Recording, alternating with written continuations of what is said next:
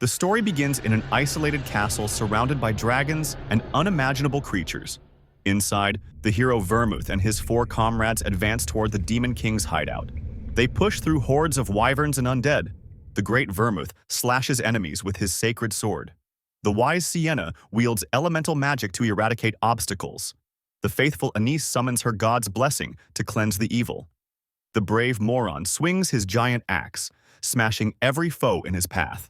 And finally, the foolish Hamel charges forward, wielding his sword to cut down his enemies. After a fierce encounter, we learn that Hamel has always been jealous of Vermouth, even viewing him as a rival. Yet, no one else acknowledges this rivalry. They press onward, but suddenly Hamel screams Vermouth's name with all his strength. A swift attack speeds toward Vermouth, who remains unaware. At the last moment, Hamel throws himself in front of Vermouth, taking a devastating, piercing strike. Hamel spits blood as Vermouth stands frozen in shock. The monster retracts its tentacle, readying for another attack while Hamel collapses to the ground, fatally wounded. The creature laughs and prepares to strike again. This time, Vermouth, fully focused, charges forward and slashes the monster in one swift strike, leaving it no chance to counter. Hamel's companions rush to his side, panic etched across their faces. Vermouth, unable to meet his eyes, says he didn't have to die like this. Hamel, even in his dying moments, smiles and says, "This is an honorable way to die." As death approaches, Hamel asks Vermouth to kill the remaining demon kings. Vermouth takes his hand and swears, as a hero, to fulfill that promise. Hamel bids farewell to Anise, Moron, and Sienna. With his last breath, he begins to confess his feelings to Sienna. But suddenly, a foot stomps down on the page, shattering the story's flow. A white-haired boy yells toward the sky, furious. He shouts that he never said any of those things. No matter how many times he reads it, the story infuriates him. The anonymous author is lucky to remain unknown, or he'd find and beat them senseless. He keeps complaining, irritated that he's the only one called an idiot in the book. He wonders if someone he defeated 300 years ago could have written it. Tossing the book aside, he questions why the other 4 left the story as it is. But in the end, he doesn't blame them. After all, who could have predicted he'd reincarnate with all his memories intact? And that's not all. Besides being the same Hamel, he never expected to reincarnate as a descendant of the hero Vermouth. This is our protagonist, Eugene Lionheart, formerly known as Hamel, the Foolish. When Vermouth was alive, he had a wife and many concubines. The part of the family considered the direct line consisted only of the offspring from his main wife. Our protagonist, despite bearing the Lionheart surname, was part of the collateral line. The family holds an event called the Bloodline Continuation Ceremony, and before it, no member of the collateral line is allowed to train with mana or real swords. For this reason, Eugene has only trained with a wooden sword until now. Using the sword, he strikes the dummy with precision, and, with a powerful slash, cuts it in half. His father appears, startled by his son's extraordinary talent. He becomes even more uneasy when he examines his son's physique, unable to believe Eugene is only 13 years old. Eugene speaks with a tone that doesn't match his age and shows no sign of naivety. His father mentions that the Bloodline Continuation Ceremony will take place tomorrow. This event is a tradition held once every 10 years in the Lionheart family. During the ceremony, both the main and collateral lines compete to determine who is worthy of being called a Lionheart. All children between the ages of 10 and 15 gather at the main Lionheart estate to participate. However, the event seems rigged against the collateral lines, as only the main line is allowed to train with weapons and mana, giving them an overwhelming advantage. Eugene's father believes his son has immense talent, so much so that even he questions if Eugene is truly his child. If Eugene had been talentless like his father, he wouldn't have to endure the pain of comparing himself to the gifted. Eugene snaps his father back to reality, questioning why he's wearing such an expression. His father embraces him and pleads with him to avoid confrontation with the children from the direct line, warning that talent alone cannot overcome their advantages. Eugene promises to steer clear of conflict, but inwardly, he plans the opposite. Smirking, he considers the ceremony will be boring since it's essentially a competition between 10-year-old children. He spots another dummy and approaches it slowly. As he walks, he analyzes his main obstacles: a child from the first wife and twins from the second wife of the direct line. The rest he considers trash. With another powerful slash, he destroys the dummy into pieces. Smiling maliciously, he grows excited at the thought of testing the strength of his former rival's descendants. On his way to the ceremony by carriage, Eugene reflects on his past. As a child, he learned skills easily, even considering himself a genius. But upon meeting Vermouth, he realized there were true geniuses in the world. Vermouth was proficient in both swordsmanship and magic, earning the title of the God of War. He was a duke in his homeland before relinquishing his title and was celebrated as a hero until the very end. His other three comrades also achieved greatness. The wise Sienna became the youngest head wizard of the Magic Tower. The faithful Anise, known as a saintess, left teachings that are still followed today. The brave Moron established his own kingdom. Eugene's thoughts suddenly turn to rage as he wonders why the Demon King is still alive after all this time. Vermouth had promised to eradicate all the Demon Kings. Eugene recalls his own death at the castle of the Demon King of Incarceration. He remembers the promise Vermouth made with that demon after his death. A promise that was the first step toward peace in the world. 300 years have passed, and that peace still persists to this day. His escort interrupts his thoughts, noticing Eugene looks tense. He advises him to relax, warning that life at the main house will be difficult otherwise. Finally, they arrive. A massive gate stands before Eugene, and his escort welcomes him to the main estate of the Lionheart. He finally enters, but his surroundings are completely empty. He isn't even surprised that no one has come to welcome a member of the collateral line. His gaze falls on one of the flags in the house, displaying the symbol of a lion. Only the direct descendants of Lionheart are allowed to wear that emblem on their left chest. Eugene asks his escort if any of his relatives have arrived yet. The escort replies that he is the first to arrive and proceeds to show him the house. When they reach his room, a maid introduces herself as Nina and explains that she will serve him during his stay. Eugene asks Nina if she knows when his relatives will arrive. She answers that they will arrive within 4 days at the latest. Eugene then asks her to show him the training gym, leaving her surprised. Elsewhere in the house, two siblings are discussing the identity of the newcomer. The brother mentions that Eugene is from the west of the empire, mocking him for being more familiar with a pitchfork than a sword. He adds that the carriage must now be reeking of cow manure and says he will teach Eugene how to care for the family's property. The sister laughs, agreeing with her brother's plan. The brother calls her Seal and clarifies that he doesn't intend to punish Eugene, only give him a friendly warning. Ciel continues laughing as they prepare to leave. However, another child has been watching them from the shadows. Noticing him, Ciel glares menacingly, forcing the child to quickly hide behind the curtains. Eugene is now training on the field using a spear weighted with sandbags. In his previous life, he was never lazy with training, but in this new body, he pushes himself to the extreme. No matter how far he goes, his body handles it with ease, and minor injuries heal incredibly fast. He chuckles to himself, marveling at the extraordinary condition of Vermouth's descendant. Eugene continues making swift movements with the spear, and Nina watches in disbelief. She cannot fathom how he can execute those moves with sandbags strapped to his spear and arms. Suddenly, a voice startles Nina. It is Cyan, accompanied by Xiel. Cyan asks Nina what Eugene is doing. Nina stammers nervously, trying to respond while wondering why the siblings are there. Cyan grows impatient and demands a proper answer. Eugene stops his training and replies that he is obviously training with a spear. He finishes his sentence by calling Cyan an idiot. Ciel laughs at her brother, pointing out that a so-called country kid just insulted him. Cyan, furious, demands an immediate apology from Eugene. Eugene agrees and delivers a quick, casual apology, leaving Cyan momentarily stunned. Cyan regains his composure and insists on a proper apology, demanding Eugene bow his head politely. Eugene dismisses the demand, stating there is no reason to bow since they are of the same age and should be friends. Kian refuses the idea of being friends. He declares that although Eugene might be a Lionheart, they are not equals. Ciel interrupts and reminds her brother to bring up the carriage. Cyan immediately orders Eugene to clean the carriage, claiming it must reek of cow manure because of him. Eugene remains calm and asks Nina if she is his servant, just to check. When she confirms, he instructs her to clean the carriage instead. Nina looks confused, caught between conflicting orders. Cyan becomes enraged at Eugene for directing the maid to do what he had ordered. Furious, he introduces himself as Cyan Lionheart, attempting to assert his dominance. Eugene responds nonchalantly, introducing himself in return and suggesting they get along. Ciel waves cheerfully and introduces herself, further frustrating Cyan. Cyan declares that he will not get along with Eugene for ignoring his commands. Spotting a wooden sword on the ground, Cyan picks it up. Feeling his honor has been insulted, he challenges Eugene to a duel. Eugene reminds him that a duel is serious and shouldn't be taken lightly. He asks him to leave, but Cyan responds by asking if he's scared, striking a nerve in Eugene. Cyan adds that if Eugene is scared, he should keep his head down and apologize.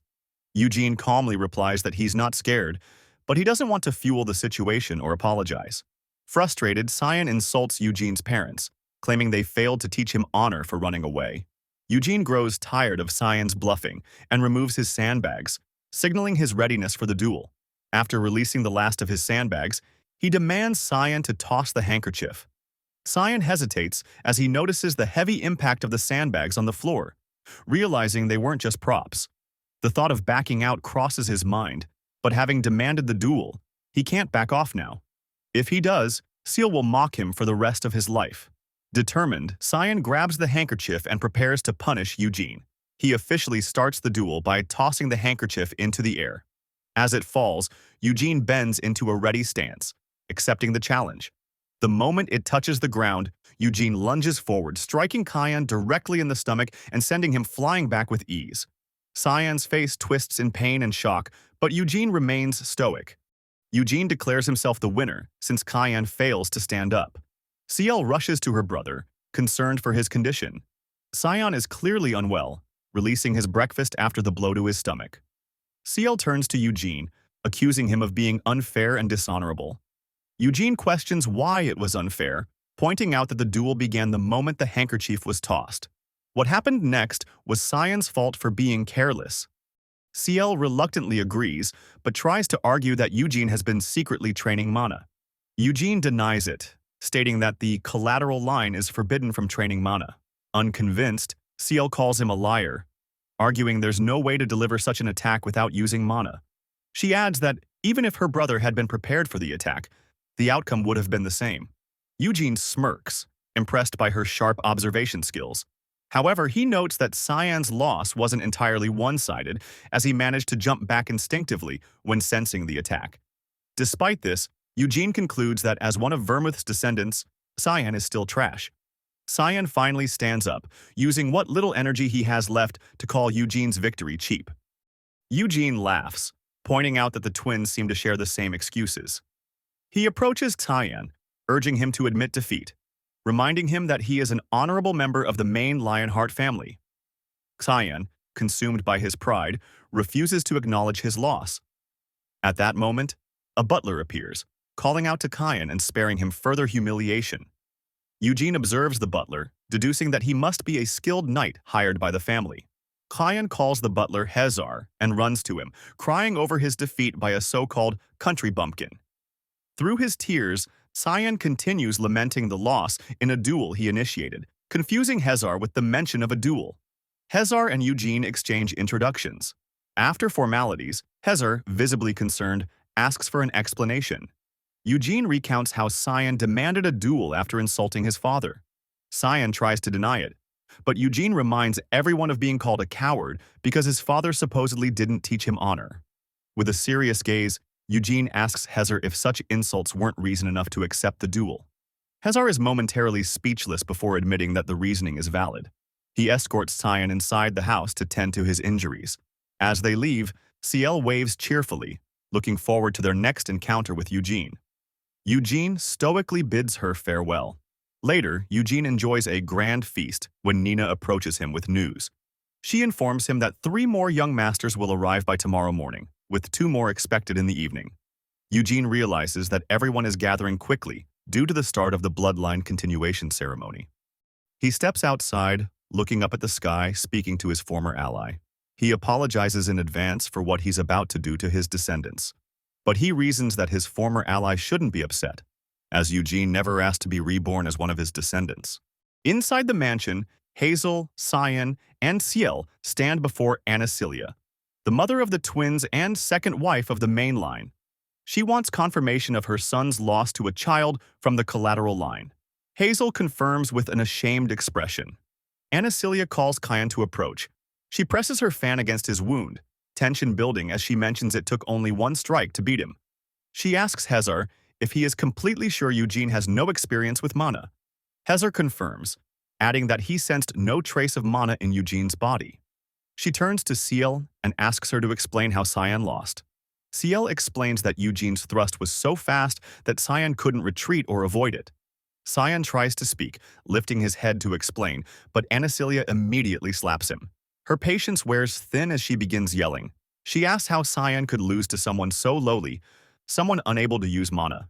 Her anger rises as she wonders how she will explain this to his father when he returns for the bloodline continuation ritual. Cyan cries, begging for forgiveness. Anasilia shifts her focus to Hezar. She tells him that if he wasn't her husband's favored knight, she would kill him on the spot. She orders him to take Cyan and train him harder to avoid further embarrassment. Hezar takes Cyan and leaves. The boy continues to cry, his cheeks swelling from the slap. When Ciel and Anasilia are alone, she tells Ciel to stay close to Eugene. Ciel asks why, and Anasilia replies that Eugene is already strong enough to defeat her brother. Internally, Anasilia is boiling with rage. She wants nothing more than to kill Eugene, but knows it's impossible, as she would be the first suspect. The last thing she wants is to attract the attention of the family guardians. Ciel accepts her mother's order, adding that she wanted to learn more about Eugene and become his friend. In the afternoon, Eugene is running with sandbags on his arms and legs. Nina calls out to him, saying more young masters have arrived. She adds that the head of the family has also reached the mansion. Nina nervously asks Eugene to change his clothes to greet him. He replies that he will go as he is since he doesn't want to be late. Everyone gathers in front of the main entrance, waiting for the head of the family. Eugene focuses on recognizing the people around him. He spots the twins standing with Anasilia, the second wife of the main line. On the other side, he sees Theonis, the legal wife, and her son, Iode Lionheart, the first in the line of succession. The sound of horses announces the arrival of Gilad Lionheart, the head of the family, accompanied by his younger brother, Gionne. Gilad greets his first son and asks if his abilities have grown with him. Iode lowers his gaze, nervously replying that he is doing his best to meet his father's expectations. Gilad's expression shows his displeasure, but shifts when he sees the twins. Ciel cheerfully greets him, saying she missed him. He finally looks at the children of the collateral line and invites them to have a meal together. It is the perfect moment to discuss the bloodline continuation ritual. At the dining table, the head of the family and the children are gathered. Two individuals catch Eugene's attention, a muscular boy named Gargis and a girl named Desira. Their presence intrigues him as their carriages arrived alongside the head of the family, suggesting their families hold significant standing with the main line. Eugene's gaze shifts to a blonde boy sitting at the table. Unlike the others, he seems unrelated to the family. Ciel notices him too and asks her father who he is. Gilad explains that he planned to introduce him later but agrees to do it now. The blonde boy stands, cheerfully introducing himself as Loberian from the Red Tower.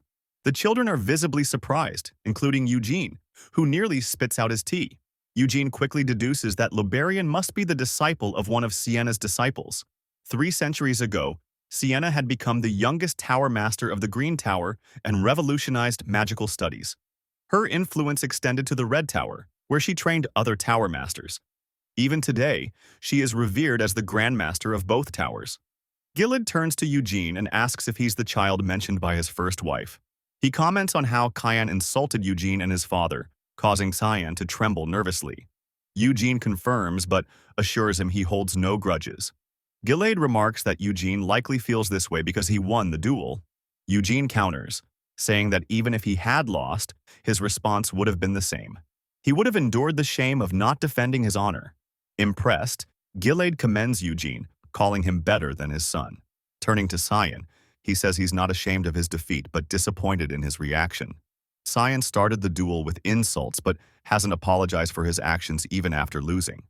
Cyan stammers, trying to explain himself, but Gilad cuts him off. As a descendant of the Great Vermouth, Cyan must learn to honor not only himself but also his opponents. Reluctantly, Cyan faces Eugene and forces out an apology.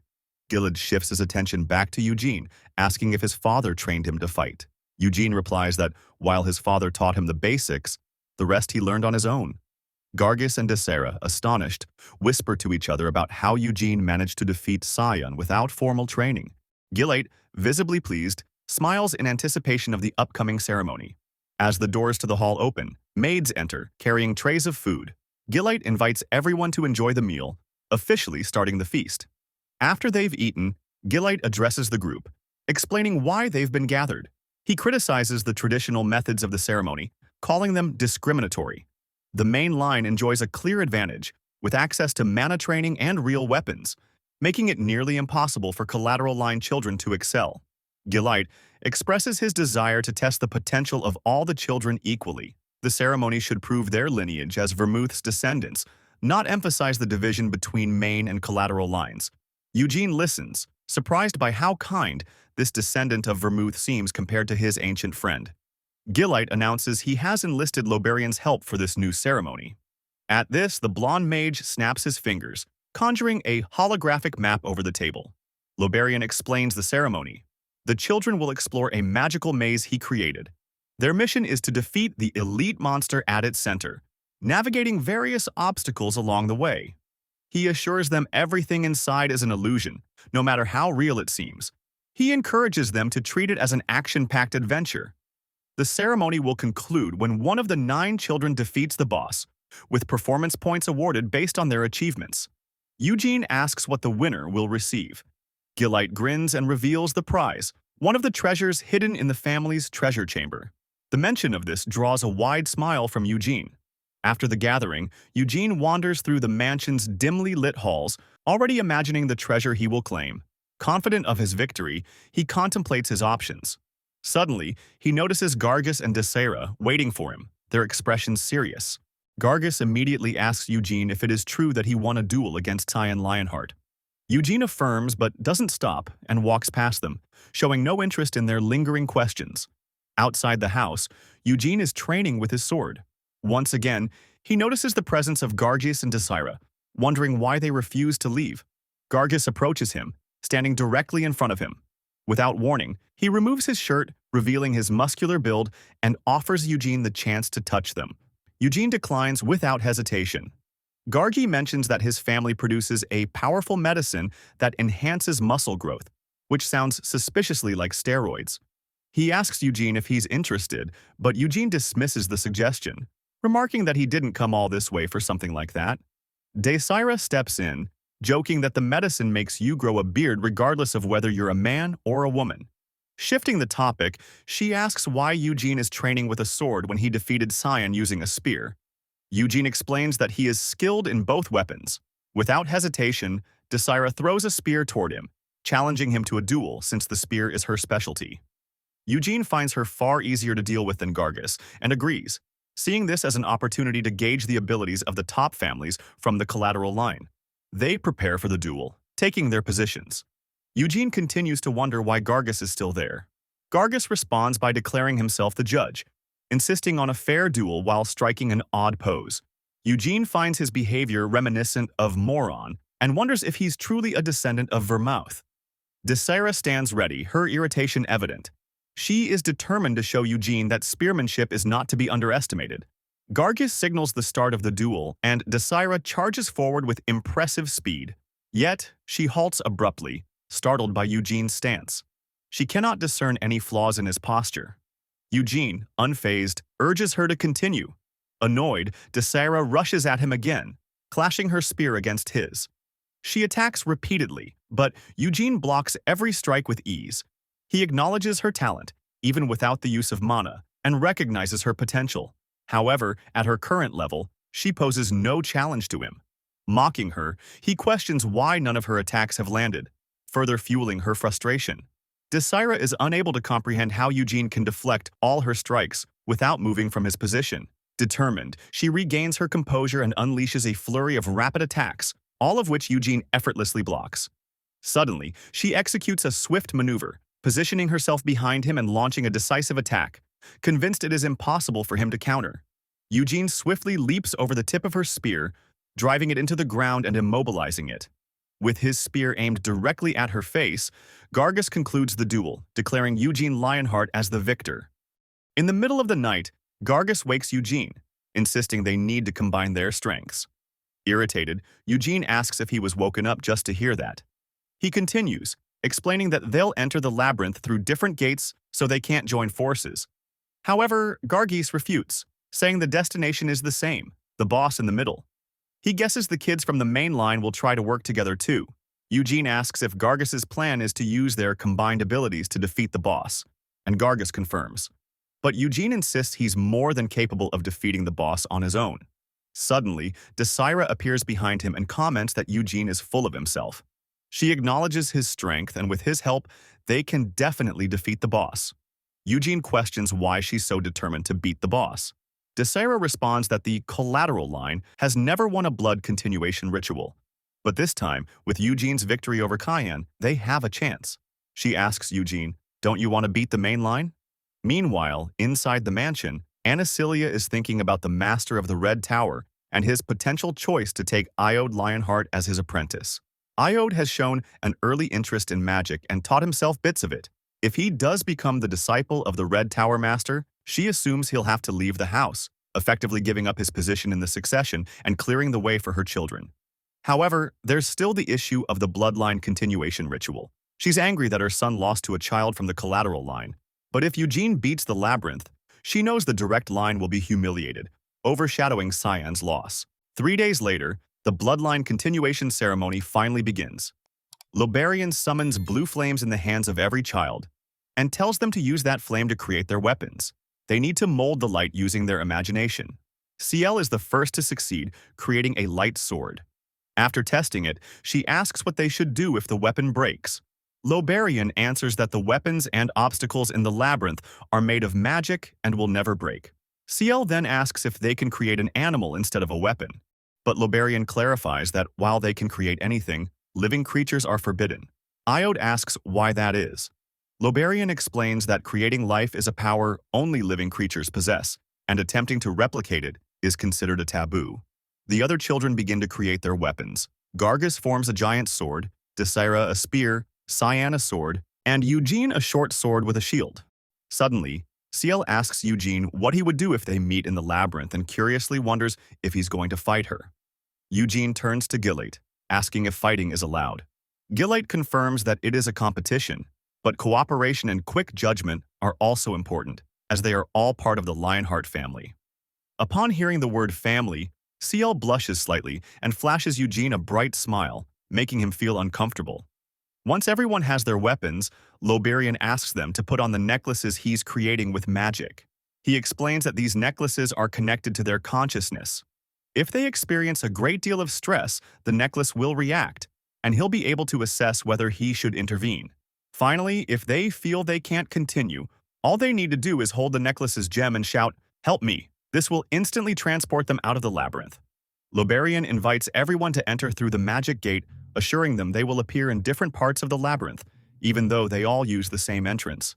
The children begin to move forward, and before entering, Ciel cheerfully wishes Eugene good luck, making him uncomfortable once again.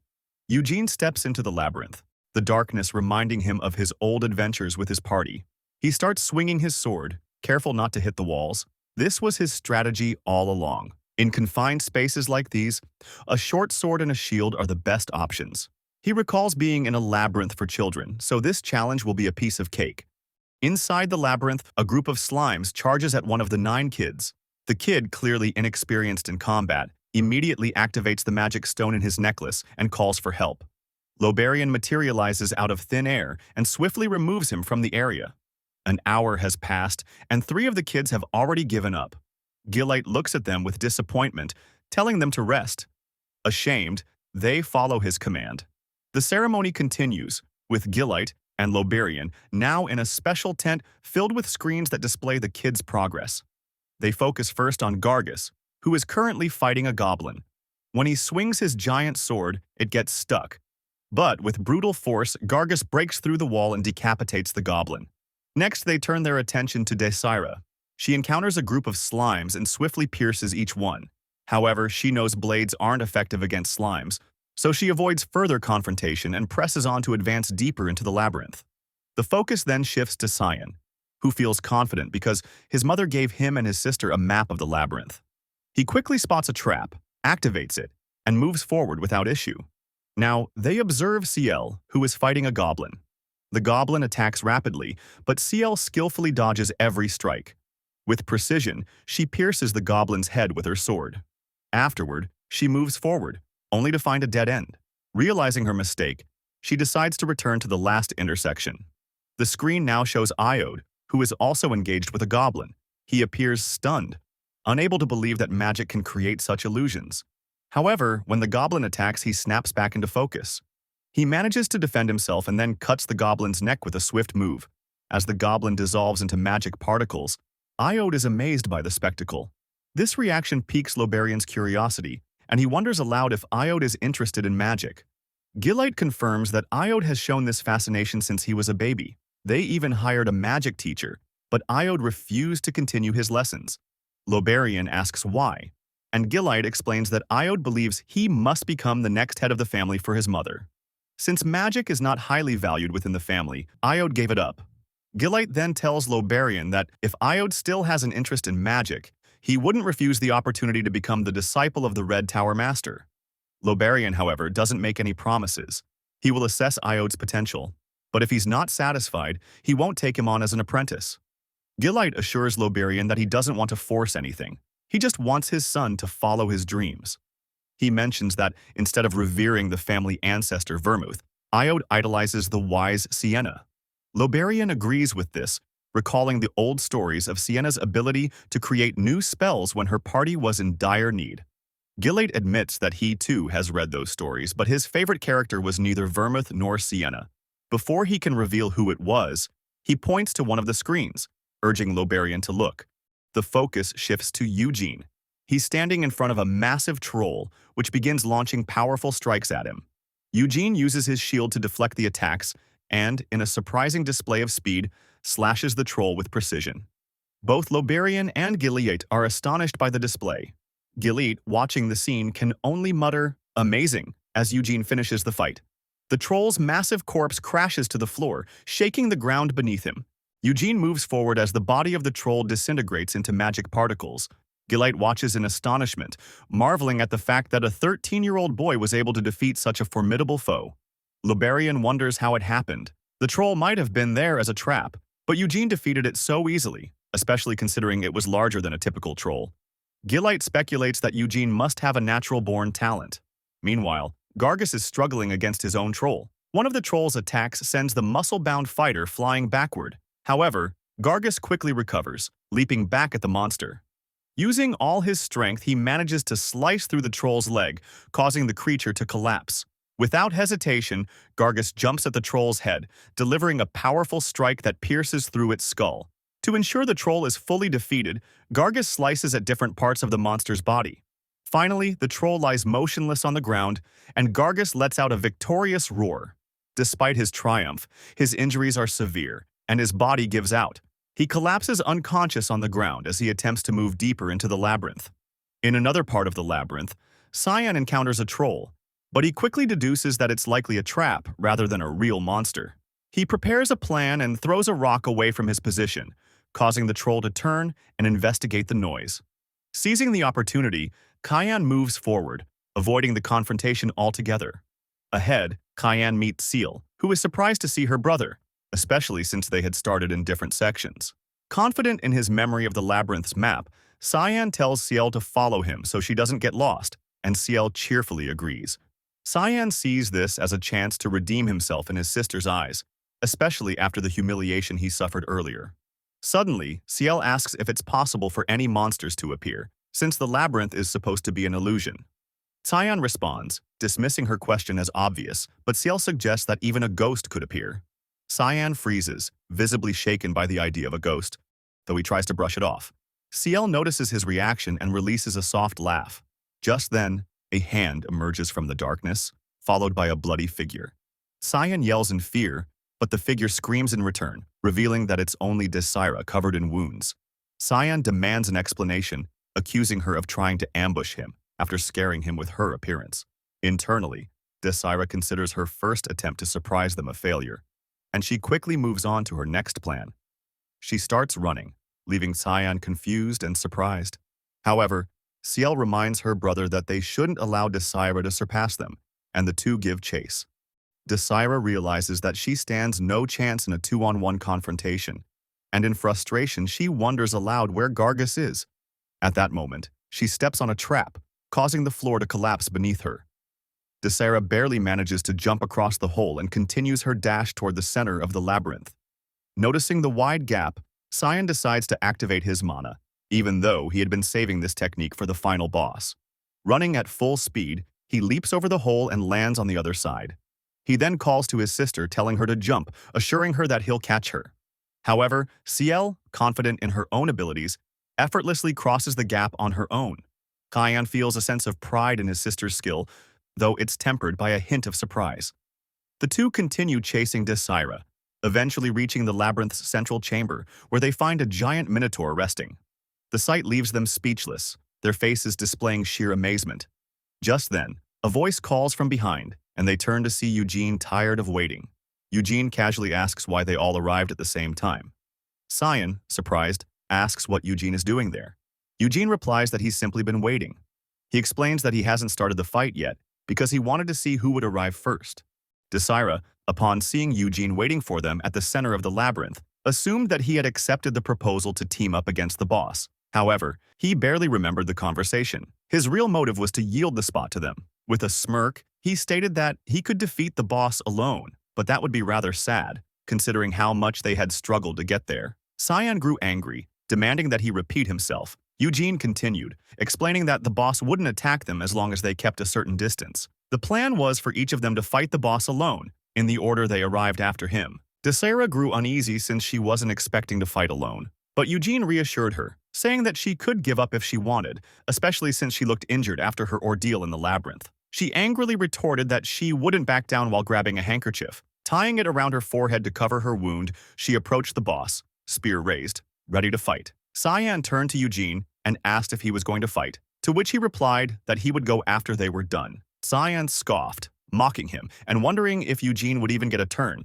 since he would be the one to defeat the boss. Eugene decided to make a bet, declaring that if Cyan defeated the boss, he would call him elder brother for the rest of his life. Cyan's eyes lit up with excitement, telling Eugene he had better not forget those words. Cyan and Ciel sat down, observing the monster boss they would soon have to face. Desera finally stepped into the Minotaur's range, causing it to awaken, revealing its true, massive size. Desera felt a surge of fear, realizing she would have to take down that monstrous being alone. But she quickly steeled herself. There was no time to hesitate. She lunged at the beast and it immediately reacted, slamming the floor with one massive hand. Desera leaped into the air to evade the impact, quickly recovering before launching another attack. Finally, her spear struck its target. However, to her dismay, the Minotaur's skin was so tough that the attack failed to leave a single wound. The Minotaur took advantage of her momentary shock, its other hand swinging from behind and seizing her. Unable to move, she closed her eyes, certain that this was the end. But instead of finishing her off, the Minotaur simply hurled her back toward the entrance of the central room. Ciel turned to Eugene and asked what kind of monster would spare its prey instead of finishing the job. Eugene replied that it only happened because it wasn't a real monster. The victor had already been decided the moment the Minotaur grabbed her. Cyan, now brimming with excitement, gripped his sword and prepared for his turn. With a smirk, he glanced at Eugene and declared that he would now show them the difference between the power of the main bloodline and that of the collateral lines. He began charging his mana, a blue aura enveloping him as he focused. Finally, the energy imbued his sword, giving it a bluish glow. Desera's eyes widened in astonishment. "That's sword ki," she exclaimed, adding that such a technique required at least 10 years of mana training to achieve. Watching him, she felt a wave of frustration, realizing just how vast the gap was between them and the main bloodline. Even Eugene was taken aback, not expecting someone so young to wield sword ki. Cyan knew he could only maintain the technique for a short time, but it would be more than enough to defeat the boss. Suddenly, the mana in his sword dissipated, leaving him in stunned silence. At that moment, Eugene recalled Galate's words. This ritual was meant to test everyone's abilities without distinguishing between main and collateral lines. It now made sense. This central room must have been designed to prevent mana usage, likely due to Liberian's magic. Everything clicked. If mana couldn't be used, then everyone was forced to fight under equal conditions. Cyan, still frustrated, demanded to know why his sword key had disappeared, despite having plenty of mana left. Eugene raised his voice, telling him to step back if he thought he would lose. There was no point in getting injured out of sheer stubbornness. Ashamed, Cyan glanced at Eugene, who smirked as he stood beside Ciel, who looked eager to see her brother's match. Cyan's anger flared. How dare Eugene assume that he couldn't fight just because he couldn't use sword key? In an instant, he lunged at the monster, ready for his turn. The Minotaur, now fully awake, prepared for its second battle.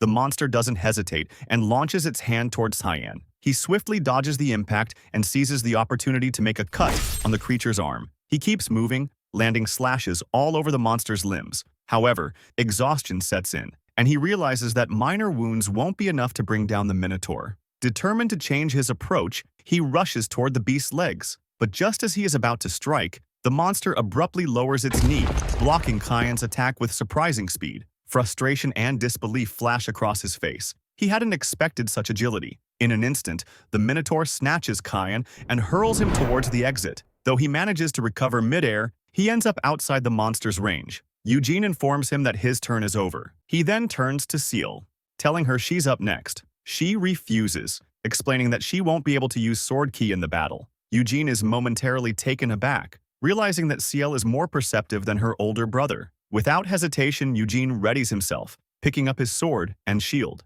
As he approaches the monster, Ciel asks if he truly believes he can win. Without shifting his focus from the beast, he declares that losing is not an option. Upon entering the creature's range, it unleashes a powerful punch, but Eugene effortlessly evades it. Seizing the opening, he leaps onto the monster's arm, aiming for its head. However, the beast swiftly counters with its other hand. Eugene dodges again, maneuvering skillfully until he reaches the Minotaur's head. The monster throws another punch, but Eugene jumps off at the last moment, causing the creature to strike itself. Letting out a pained roar, it momentarily exposes its neck, an opportunity Eugene does not waste. With calculated precision, he begins slashing at the vulnerable spot. The other three children watch in stunned silence. Desira quickly realizes that Eugene is targeting the carotid artery. With a final, decisive strike, Eugene pierces the monster's neck, ending its life. The massive corpse collapses, shaking the ground beneath them. Eugene nonchalantly cleans his blade, treating the battle as if it were just another training session. With a smirk, he asks if everyone witnessed him defeating the boss. Cyan, trying to justify his failure, blames his inability to use Sword Key. Yet, deep down, he isn't sure he could have achieved victory with such speed and elegance, even if he had been able to wield it. An unfamiliar emotion stirs within him. His excitement refuses to fade. His chest swells with admiration for Eugene, though he does not yet recognize the feeling. Suddenly, Eugene's weapons and the Minotaur's remains begin to dissolve into magical particles, signaling the end of the ceremony. In the observation tent, Gillite is thrilled to witness a child from the collateral line defeat a Minotaur with such mastery. Loberian agrees, noting that battling a Minotaur alone is an immense challenge. Hence, he had emphasized teamwork. His initial plan was to observe the children combining their strengths to take down the boss through various tactics. Curious, Loberian asks what kind of child Eugene is. How did he overcome every trap and defeat the final foe with such ease? Gillite explains that Eugene has dedicated himself solely to training since arriving at the mansion. He even had people investigate Eugene's hometown, where his relentless perseverance was evident. Continuing, Gillite remarks that Eugene was born to fight, and discovering such a talent through this ceremony is extraordinary. Loberian, his expression clouded with concern, asks if Gillite is not troubled by this revelation. After all, Eugene has already surpassed the three children of the main line, and once he learns to wield mana, his strength will only grow. Unfazed, Gillite sees this as an opportunity to further elevate the Lionheart name. Still uneasy, Loberian presses on. What if Eugene decides to claim the position of the Lionheart family's next leader? Gillite responds with stoic resolve. The title belongs to the strongest among them. If his children cannot defend their birthright, then they are unfit to lead. Loberian advises him to consider adopting Eugene as his son. A collateral line child defeating the direct line in the blood continuation ceremony could spark disrespect among the other branches, leading to greater complications. Gillite acknowledges Loberian's advice, admitting that the suggestion is quite tempting. For now, however, their priority is to congratulate the children who are approaching as the maze vanishes.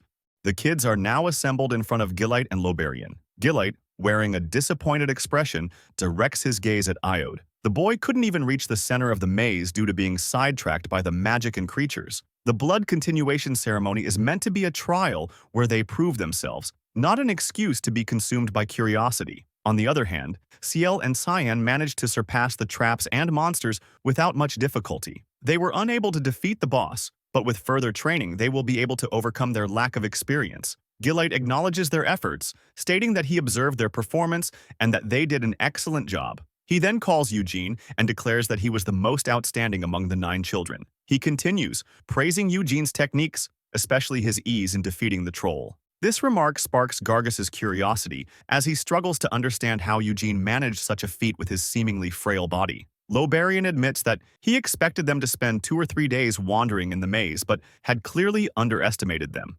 Internally, he reflects that, despite being children, they are still descendants of the great Vermouth. Gillate instructs them to return and rest as he plans to hold a banquet. However, he confesses that he hadn't prepared it beforehand, not expecting them to emerge so quickly. Thus, the banquet will take place the following day, and for now, he tells Lobarian to escort the children back. As they are leaving, Gillate suddenly calls Eugene and asks him to accompany him. Ciel is taken aback and questions whether her father is giving Eugene his present at that moment. Gillate confirms, saying there is no reason to postpone it. Ciel looks disappointed. She has repeatedly asked her father to let her see the treasure chamber, yet he has never allowed it.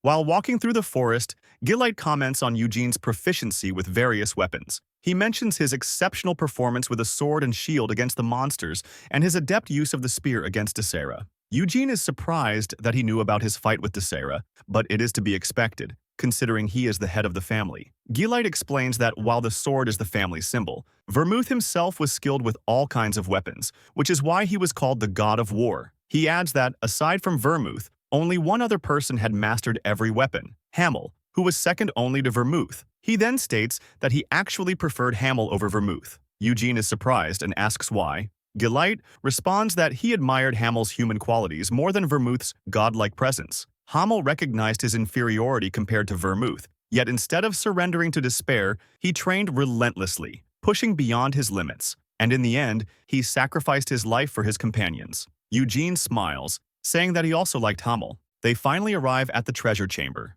As they descend the stairs, Gillate notes that Eugene is the first person to enter without being the head of the family. Eugene asks what is stored within the chamber. Gillate answers that it holds the inheritances accumulated over hundreds of years, along with the belongings of the great Vermouth. Eugene then inquires whether the holy sword is kept there as well. Gillate confirms but clarifies that Eugene will not be able to claim it. First, because the sword is a symbol of the family and cannot belong to a single individual, and second, because the blade has never acknowledged anyone other than Vermouth. Eugene doesn't fully understand what he means by acknowledged, but Gillate tells him that everything will become clear once he sees it for himself. They finally reach the entrance. Gillate bites his finger, and with a single drop of his blood, the door unlocks. He invites Eugene inside, and the boy asks if he is not going with him. Gillate replies that he will wait outside, as he does not wish to influence Eugene's decision. Eugene thanks him and steps into the chamber. The door closes behind him, and his eyes immediately land on the holy sword resting on its pedestal. With a smirk, he decides to try picking it up first.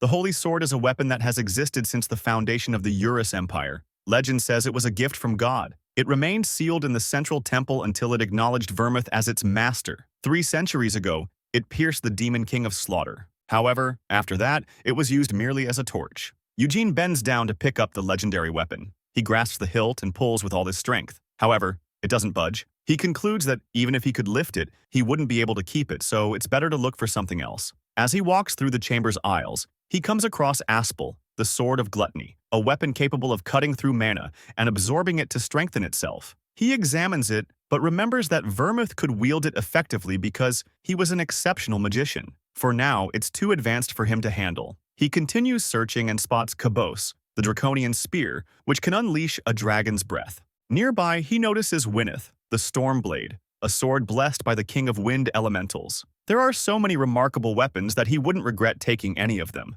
However, he soon realizes that some notable weapons, such as the Moonlight Sword and the Demon Spear, are missing. Frustration builds within him, suspecting that others have already claimed the most valuable relics. As he weighs his best option, he considers Winneth. With that sword, the wielder can command wind elementals, and with enough mana, even summon the Wind Elemental King. However, elemental magic is complex, even for gifted sorcerers. For that reason, Eugene decides to keep searching the vault. He steps into an area filled with accessories, but something immediately catches his attention. Among the artifacts, he finds an old necklace, the same one he wore as Hamel in his past life. That necklace belonged to his parents, who were devoured by a monster, but later avenged. From that moment on, he wore it until his dying breath. He wonders how it ended up in the chamber, suspecting that Vermouth took his body home. This triggers a memory. Vermouth and the Demon King of Incarceration made a pact to bring peace, leaving two Demon Kings and their domains untouched. Eugene recalls the conversations he had with his comrades about defeating all 5 Demon Kings.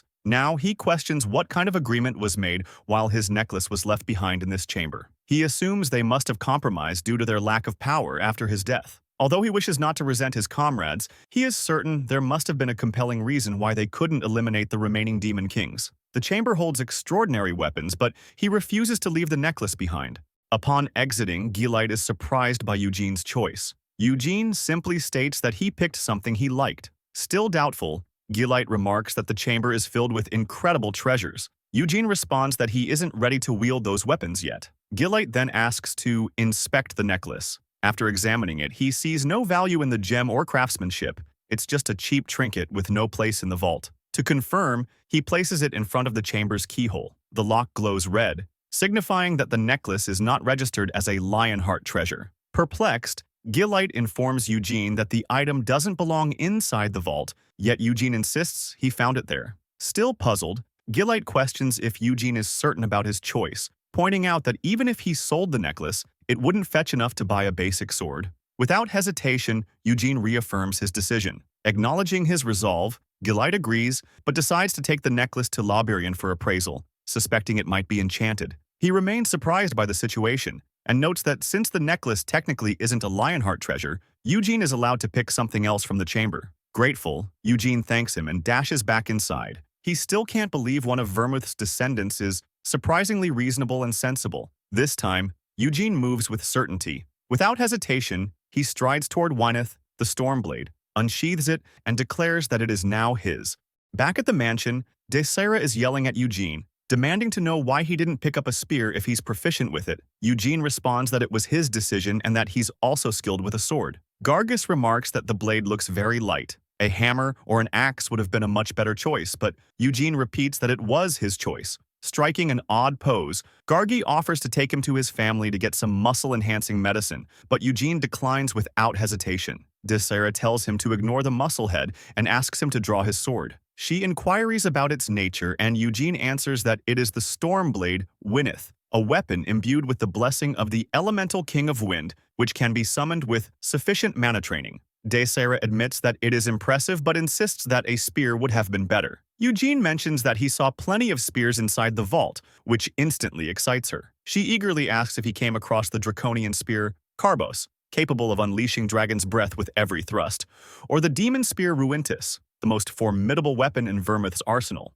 Gargus joins the conversation, explaining that Ruintis was once wielded by the Demon King of Brutality. 3 centuries ago, in the Devildom of Helmuth, there were 5 Demon Kings. The first ranked was the Demon King of Apocalypse. Second was the Demon King of Incarceration. Third, the Demon King of Frenzy. Fourth, the Demon King of Brutality. And fifth, the Demon King of Slaughter. Gargus continues, correcting Desira, stating that the strongest weapon in Vermouth's collection was actually the destructive crusher Jigolus. The two begin arguing over which weapon is superior, while Eugene recalls that the crusher was also absent from the chamber. Ruintis and Jigolus were once wielded by demon kings. Such ominous artifacts were likely sealed away elsewhere. Growing weary of their childish bickering, Eugene departs, pondering which of the two might be superior. However, there is no debate regarding the mightiest weapon in Vermouth's possession. The Moonlight Sword, destruction given form in the shape of a blade, remains sealed in the depths of Helmuth. Long ago,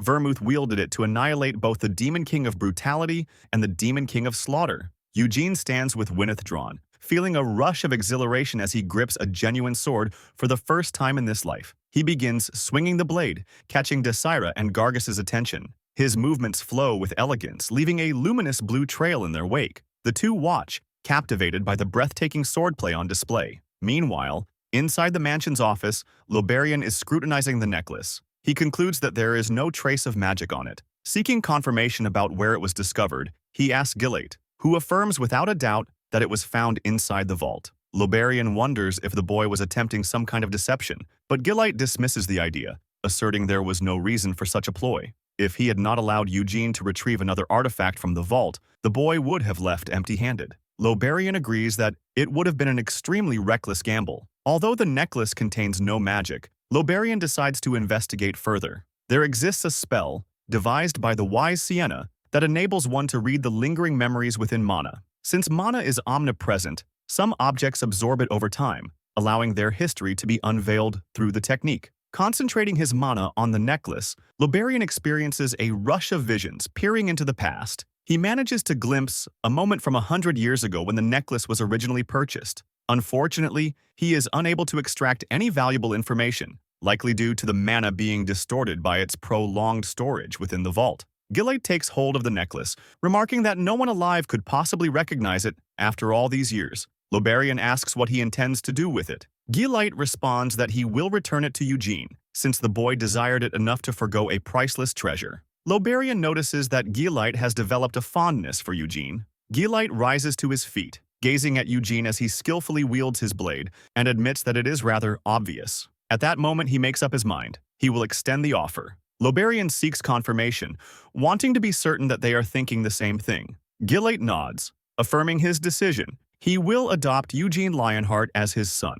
The following day, Jian arrives and greets Eugene with a cheerful tone, startling Nina. To Eugene, Jian is an oddball. Despite being Gilite Lionheart's youngest brother, he never married. Eugene introduces himself politely, but Jian waves it off, saying he already knows who he is. He grabs Eugene and congratulates him for being the collateral child who triumphed over the main line in the bloodline continuation ceremony. Shrugging off his grip, Eugene asks if he has come to take him away. Jian confirms, explaining that Gilite originally planned to send another knight, but he volunteered instead. He wanted to meet the prodigy in person. He continues, saying that he has heard a lot about Eugene but didn't get the chance to witness his skills during the ceremony. That was due to the family tradition, allowing only the patriarch to observe the event. However, this time was an exception since Lobarian was there to assist. Jian quickly clarifies that he holds no resentment towards his brother or the custom. He doesn't want to sound as if he is dissatisfied with the family's rules. Eugene responds that he doesn't care about it, to which Jian remarks that his brother wouldn't either. Eugene notes that Jian's personality reflects his free spirit,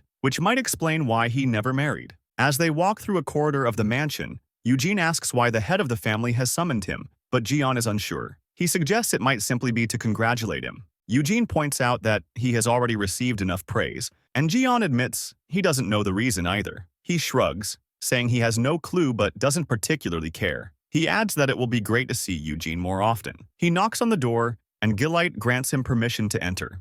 Jian helps open it, but before leaving, playfully winks at Eugene, making him uncomfortable with his overbearing personality. Gilite welcomes him, apologizing for the sudden summons and offering him a seat. Once they are both seated, Gilite begins by addressing the necklace Eugene took from the vault. He informs him that Lobarian appraised it, but it turned out to be nothing more than an ordinary trinket. He goes on to say that they even used mana memory reading on it but found nothing significant. Eugene is taken aback upon hearing that they employed the memory of mana, a technique developed long ago by Sienna. Nervously, he asks what they discovered. Gilite explains that the necklace was originally purchased on the streets of the capital a century ago. Eugene's thoughts race. There's no way that could be true. He is absolutely certain it is the same necklace he possessed 300 years ago. There's no way he could be mistaken. Lobarian has no reason to lie, but did he really read the mana memory correctly? Eugene considers the possibility that an advanced spell, perhaps one at the level of a Tower Master, was used to overwrite the original mana memory. He can't fathom why someone would go to such lengths,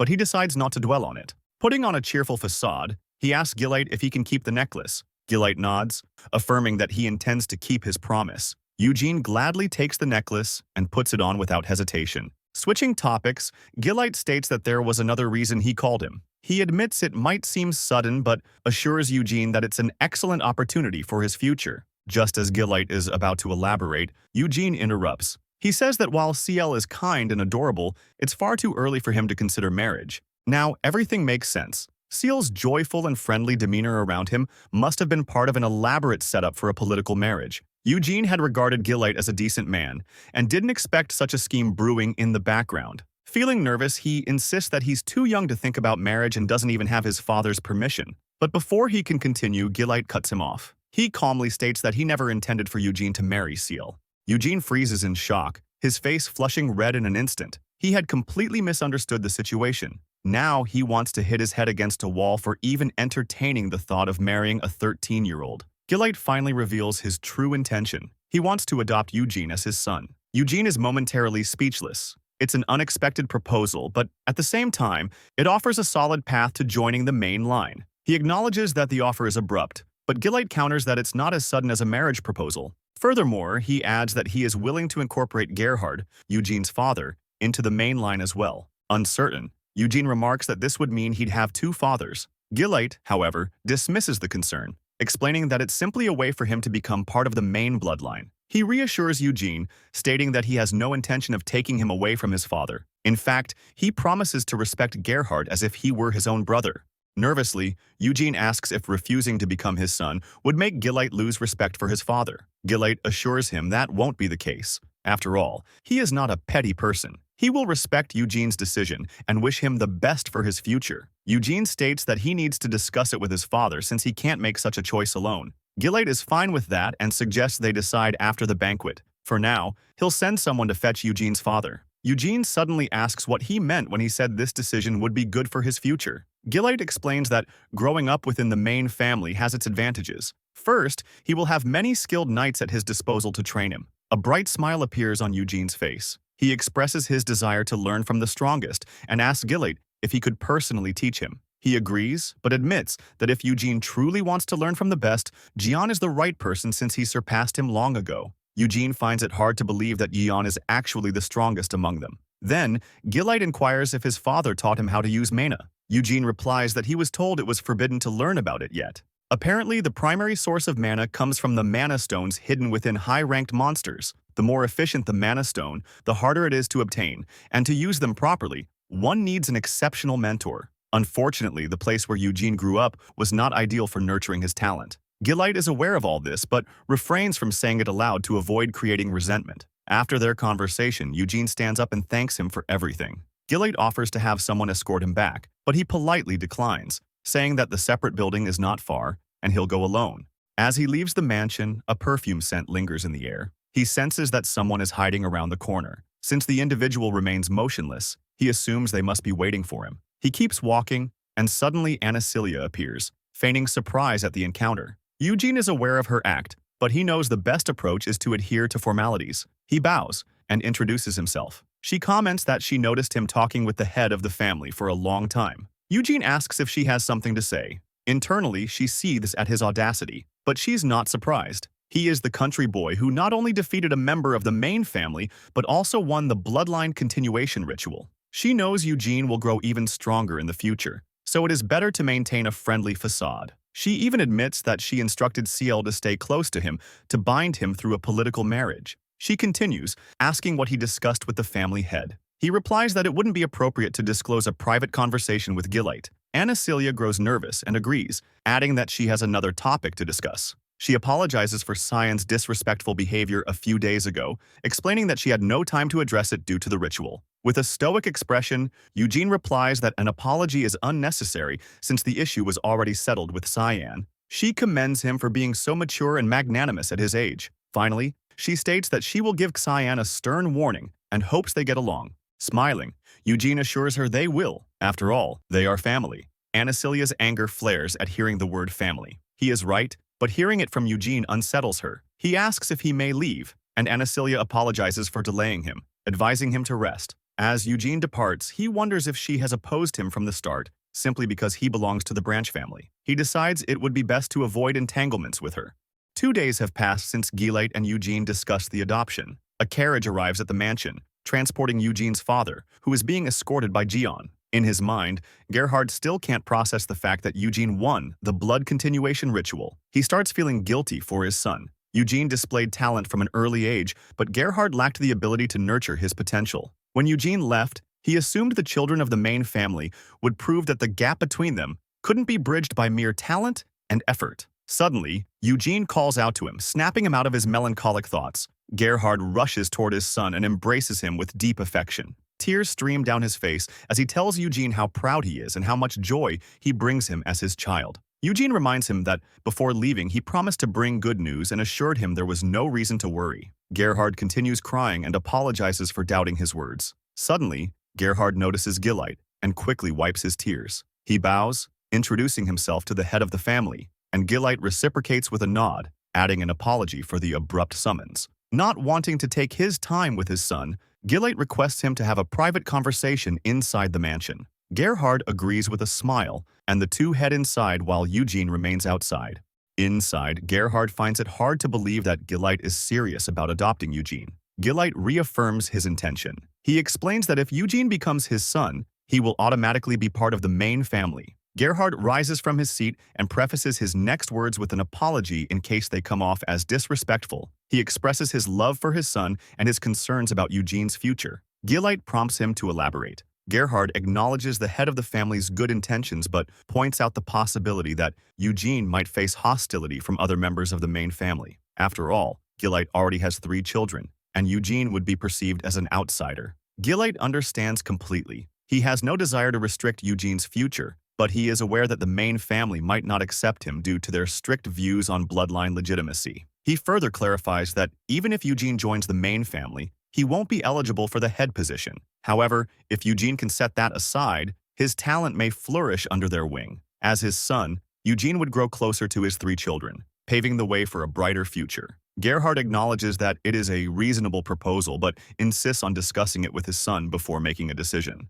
Outside, Eugene is practicing with his sword. His father approaches hesitantly. From his father's demeanor, Eugene deduces that he must be overwhelmed by the prospect of the adoption. As Gerhard nears, Eugene directly questions him about his expression. Gerhard's gaze shifts to Eugene's side, recognizing the legendary sword his son obtained from the family's treasure chamber. He knows that even if he were to sell all his possessions, he could never afford such a weapon. At last, Gerhard speaks, revealing that the head of the family wishes to adopt him. He adds that he too wants Eugene to become Gillite's son to secure a better future. However, Gerhard is also aware that adoption could bring hardships for his son. Eugene reassures him, stating that he understands the challenges ahead, but by now, his father should know that he won't let anyone stand in his way. Tears well up in Gerhard's eyes as he pulls Eugene into an embrace, reminding him never to forget that he was named by both his father and his late mother. Eugene promises that even after the adoption,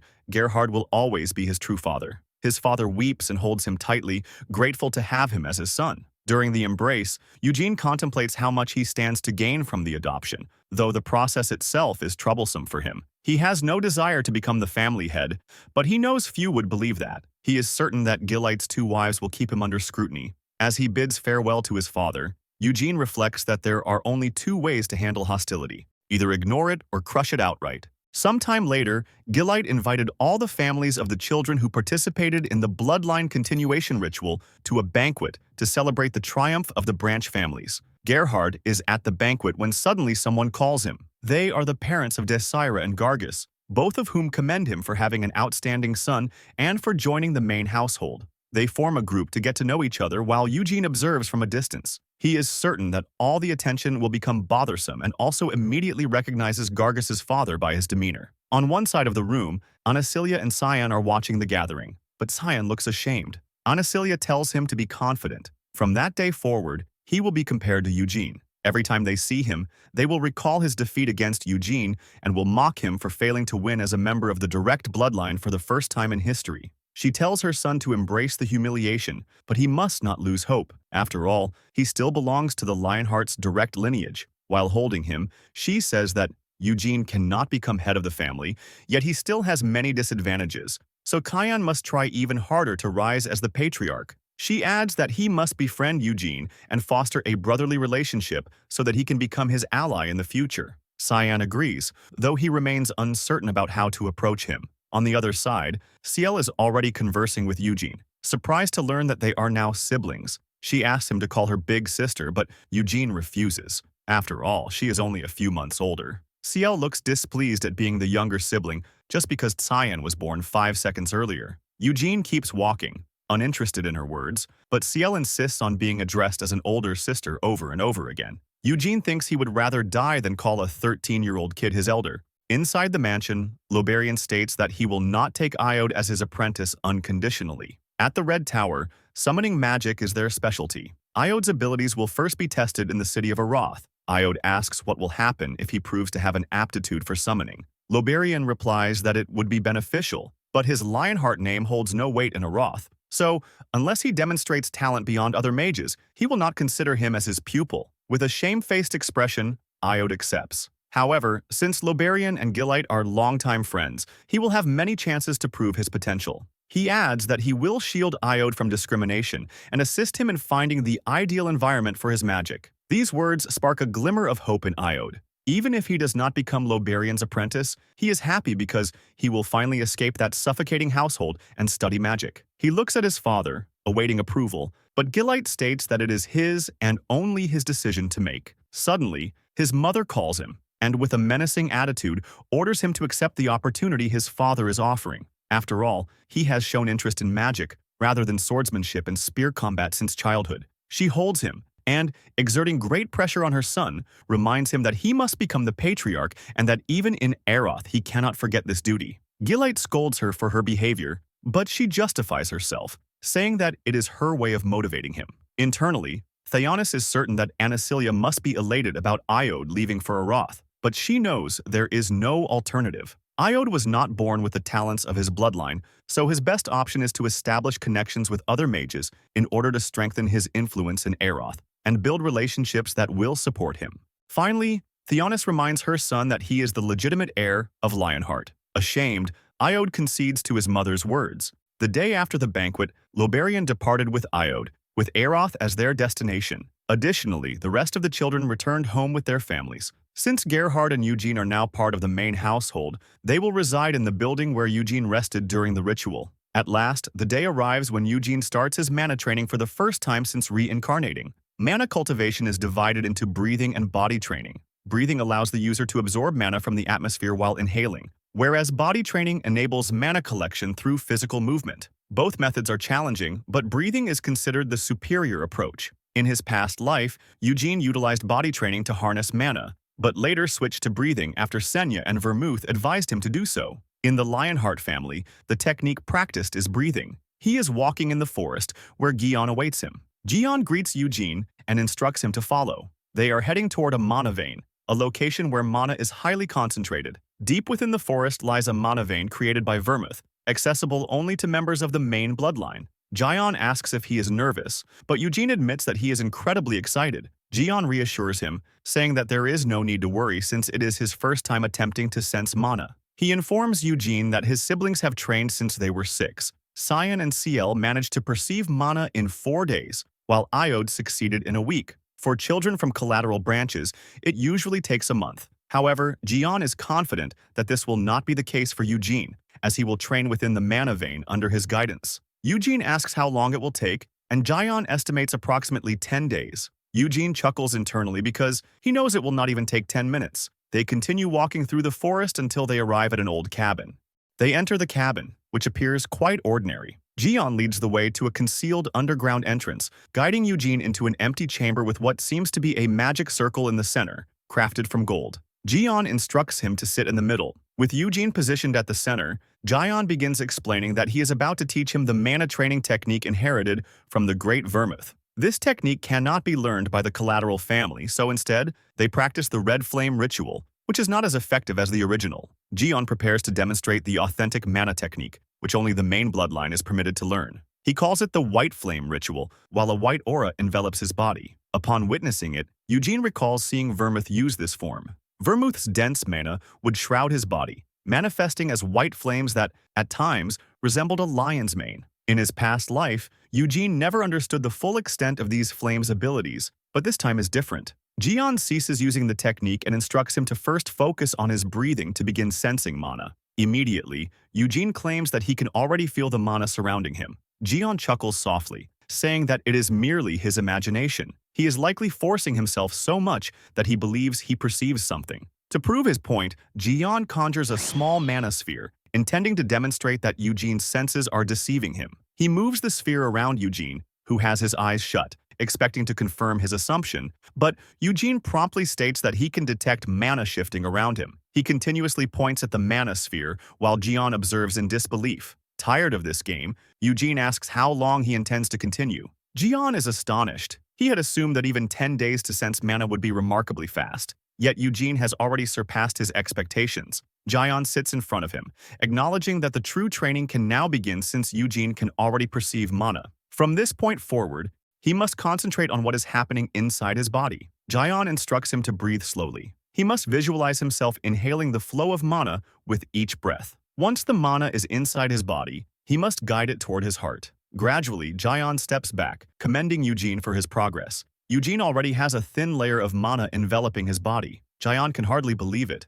How is he already attuning to the mana within him? At this stage, he only needs to allow the mana to be fully assimilated into his body. Internally, Eugene is equally astounded. Although training with mana was not difficult in his previous life, his new body is exceptionally adept at absorbing mana, to the extent that his reserves expand continuously with every breath. However, his body is still young, and he quickly reaches the maximum amount of mana he can currently contain. Sensing Eugene's mana core, Jungyeol is amazed. It is astonishingly potent. Normally, a mana core starts off minuscule and expands gradually through training. Jungyeol calls him a monster while extending his hand. Eugene responds with a handshake, asking if that was meant as a compliment, to which Jungyeol confirms. After training, they start walking home. Along the way, Jungyeol explains that the key distinction between the red and white flame rituals lies in the method of dividing the mana core. The red flame technique only permits a single core. With the white flame technique, however, the mana core naturally splits upon surpassing a certain threshold in training. This allows mana to be stored more efficiently within the body, while simultaneously enabling each core to reinforce the others, amplifying their strength. These divided cores are referred to as stars. The Great Vermouth had 10 stars when using this technique, and to this day, he remains the only one to have reached that level. Jungyeol mentions that he and Gillite each have 6 stars, while his brother's children have only 1. However, he believes that Ciel and Cyan will achieve their 2nd star within a year. They started training at 6, so it has taken the twins 8 years to progress from 1 to 2 stars. With curiosity, Eugene asks how long it would take him. Jungyeol is confident it will be much shorter, provided he remains diligent in his training. Eugene cheerfully declares that he will do his best, but inwardly, he is amused. His new body is far superior to his previous one, and now he is learning Vermouth's techniques. Still, he is uncertain whether he will be able to reach 10 stars like his old friend. First, he needs more knowledge about the white flame technique to tailor it to his needs. He silently thanks Vermouth for passing down this technique to his descendants, as it grants him the opportunity to accomplish extraordinary feats. Upon arriving at the mansion, Jungyeol states that he will speak with Gillite about Eugene's progress. He advises Eugene to rest for now. Finally, Jungyeol departs. Yet, overwhelmed with excitement, Eugene cannot even consider resting. There is something he must attempt. Suddenly, Nina notices Eugene and is surprised that he has returned so soon. Eugene immediately orders her to fetch Wynneth, his windsword. He grips it, wondering if what he is about to attempt will even succeed. He begins infusing the sword with his mana, and out of nowhere, a powerful whirlwind engulfs him, startling Nina. Within the whirlwind, a voice greets Eugene, but it uses his real name, Hamel. Upon hearing it, Eugene immediately remembers. It is the voice of Tempest, the spirit king of wind.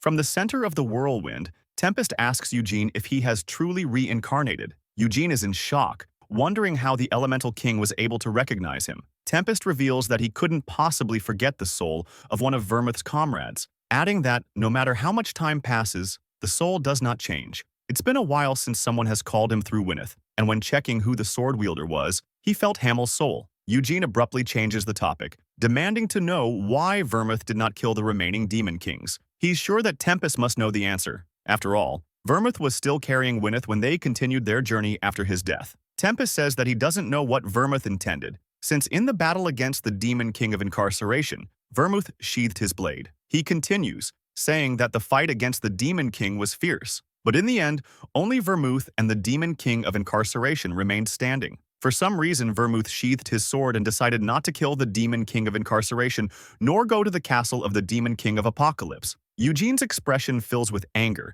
and he proceeds to ask what deal Vermouth and the demon king of incarceration made. Tempest simply answers that he knows nothing about the agreement, making Eugene run out of patience. Tempest adds that only the ones who made the deal know its contents. The moment Vermouth sheathed his sword, he could no longer interfere. Eugene keeps boiling in anger, reminding Tempest with sarcasm that only Vermouth and the Demon King were conscious, so his only option is to ask Vermouth's corpse. Tempest ignores his rambling and mentions that, at Eugene's current level, he wouldn't have been able to summon him. He just wanted to see him, but now he must leave. Eugene demands the Elemental King to answer, as Tempest starts leaving, asking to be summoned again once Eugene becomes stronger. Eugene keeps yelling, but exhaustion takes over his body and he ends up collapsing on the floor, making Nina worried as she rushes to help her young master.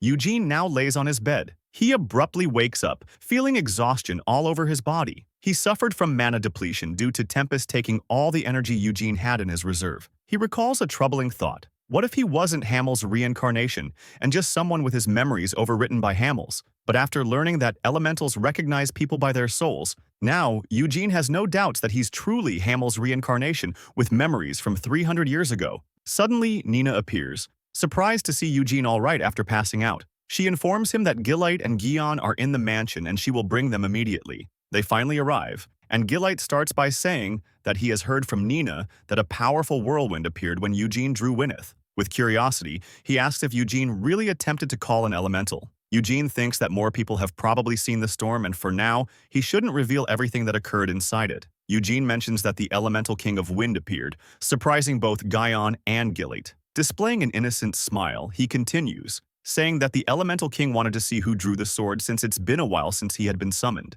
Gion can't hide his expression of shock, revealing that the only one able to summon the elemental king of wind in the family was Vermouth. Eugene adds that the elemental king told him he wasn't strong enough but would be waiting for his call once Eugene grows up. Gillite starts laughing, surprising Gion, who must not be used to seeing his older brother that happy. Gillite compliments Eugene, mentioning that Gion told him about his proficiency at the mana vein, managing to sense mana immediately and even forming a core with the white flame method. That alone was impressive, but he still can't believe Eugene attracted the attention of the elemental king of wind. Gillite tells him to rest, and afterwards, Gion will continue training him. Eugene thanks him but says that he doesn't want to take more time away from them. Gion dismisses his worries. After all, he is eager to teach Eugene. He even adds that Cyan and Ciel will also train under his guidance. Upon hearing that, Gillite thinks about the twins. He hopes they can see Eugene as a source of inspiration to go even further.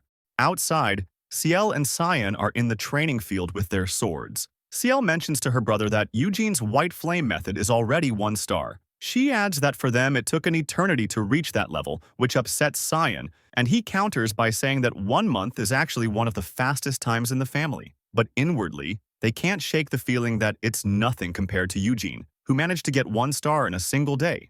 They both rush against each other, swords drawn, and clash dramatically, trying to vent out any frustration they might have.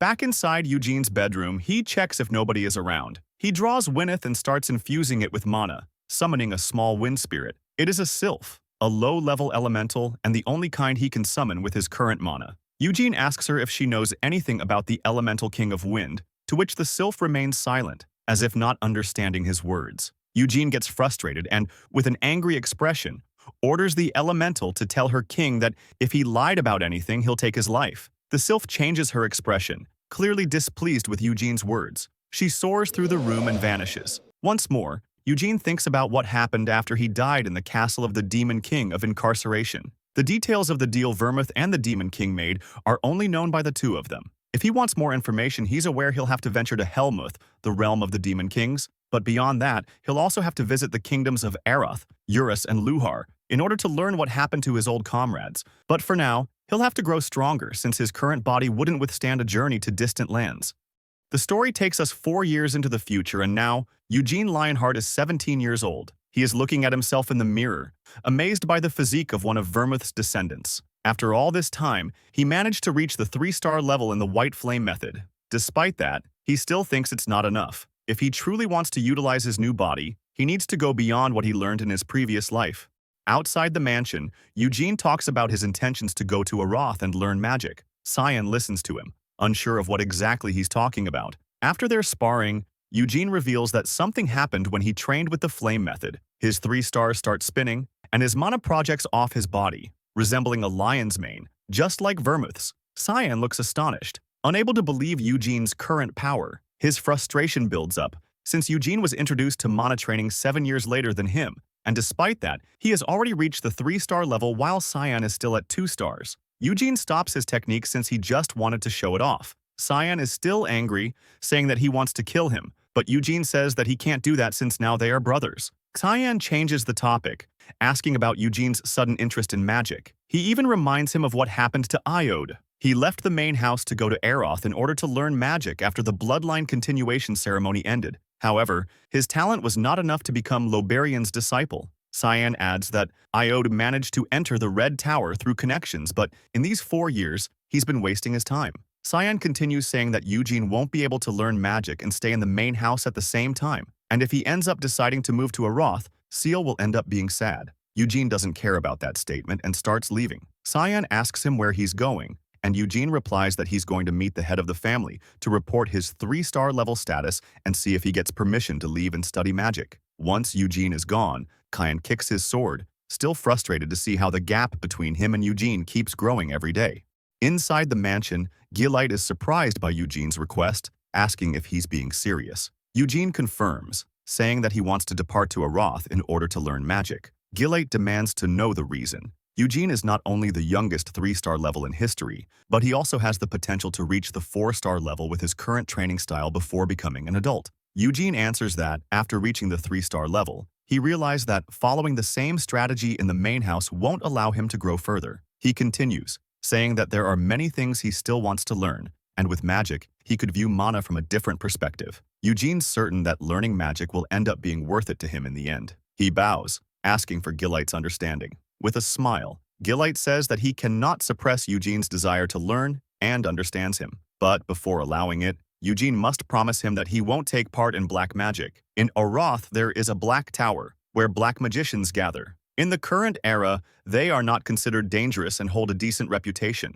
However, the Lionhearts are the descendants of the Great Vermouth, and so they are against black magic. Inwardly, Eugene clearly remembers black magic, and the kind of disgusting things its users did 300 years ago. Eugene dismisses Gilite's worries since he also despises black magic.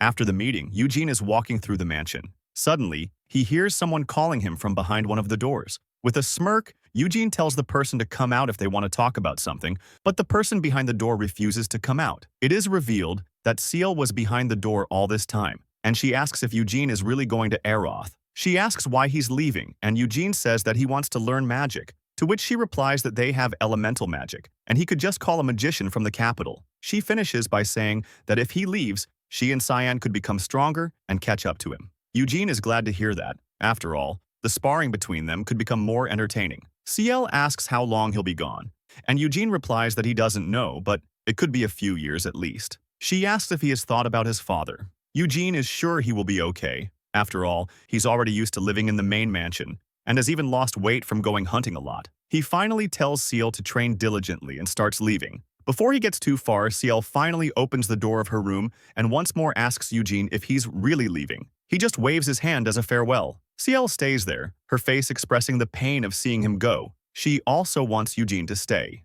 Now Eugene is in a meeting with his father. Gerhard asks him to be careful in Aroth and not to slack off with his studies. Eugene counters, telling his dad not to stop exercising just because he won't be around. With a proud expression, Gerhard stands in front of his son, amazed at how tall Eugene has become. He finishes by telling his son to take care of himself. After a while, Eugene stands in front of the portal to Aroth in the presence of the other members of the family. Gilite asks him if he doesn't want any guards to accompany him. Eugene replies that it won't be necessary since he can defend himself. Gilite was expecting that answer. After all, he's already at the 3-star level, unlike his son Iode. The most affected by Eugene's departure are Cyan and Ciel, both with a sad expression, and Gerhard, who can't stop crying. Eugene asks his dad to stop, reminding him that he wasn't that emotional when they talked earlier. He tells him that he's leaving anyway and should at least try to say farewell with a smile. Gerhard wipes his tears, and they both share a smile. Eugene finally says goodbye and crosses the portal. The portal takes him to Pentagon, the capital of the Aroth Kingdom, a city where the 5 magic towers form a pentagon with the castle at its center. Eugene is in a floating car, soaring over the city. He's been to Aroth before, but it's very different from what he saw 300 years ago. Aroth is the only city that keeps its warp gate in the sky. They use floating stations to symbolize their excellence in magic. Back in the vehicle, the city guide emphasizes how magnificent the metropolis is, saying that the floating views are a vital part of Aroth's culture. The guide adds that the city has 15 floating stations, all of them created by the wise Sienna. He is about to explain the main landmarks in the city, but Eugene interrupts him, saying that he's interested in visiting Sienna's mansion. The guide compliments his choice since, besides the mansion, the other 2 main attractions are the magic towers and the nighttime view. He starts explaining that 300 years ago, Sienna became the youngest magic tower master in history after returning from the demon realm, which is why she has a statue in the Green Magic Towers Square. The mansion where Eugene wants to go was the place where Sienna lived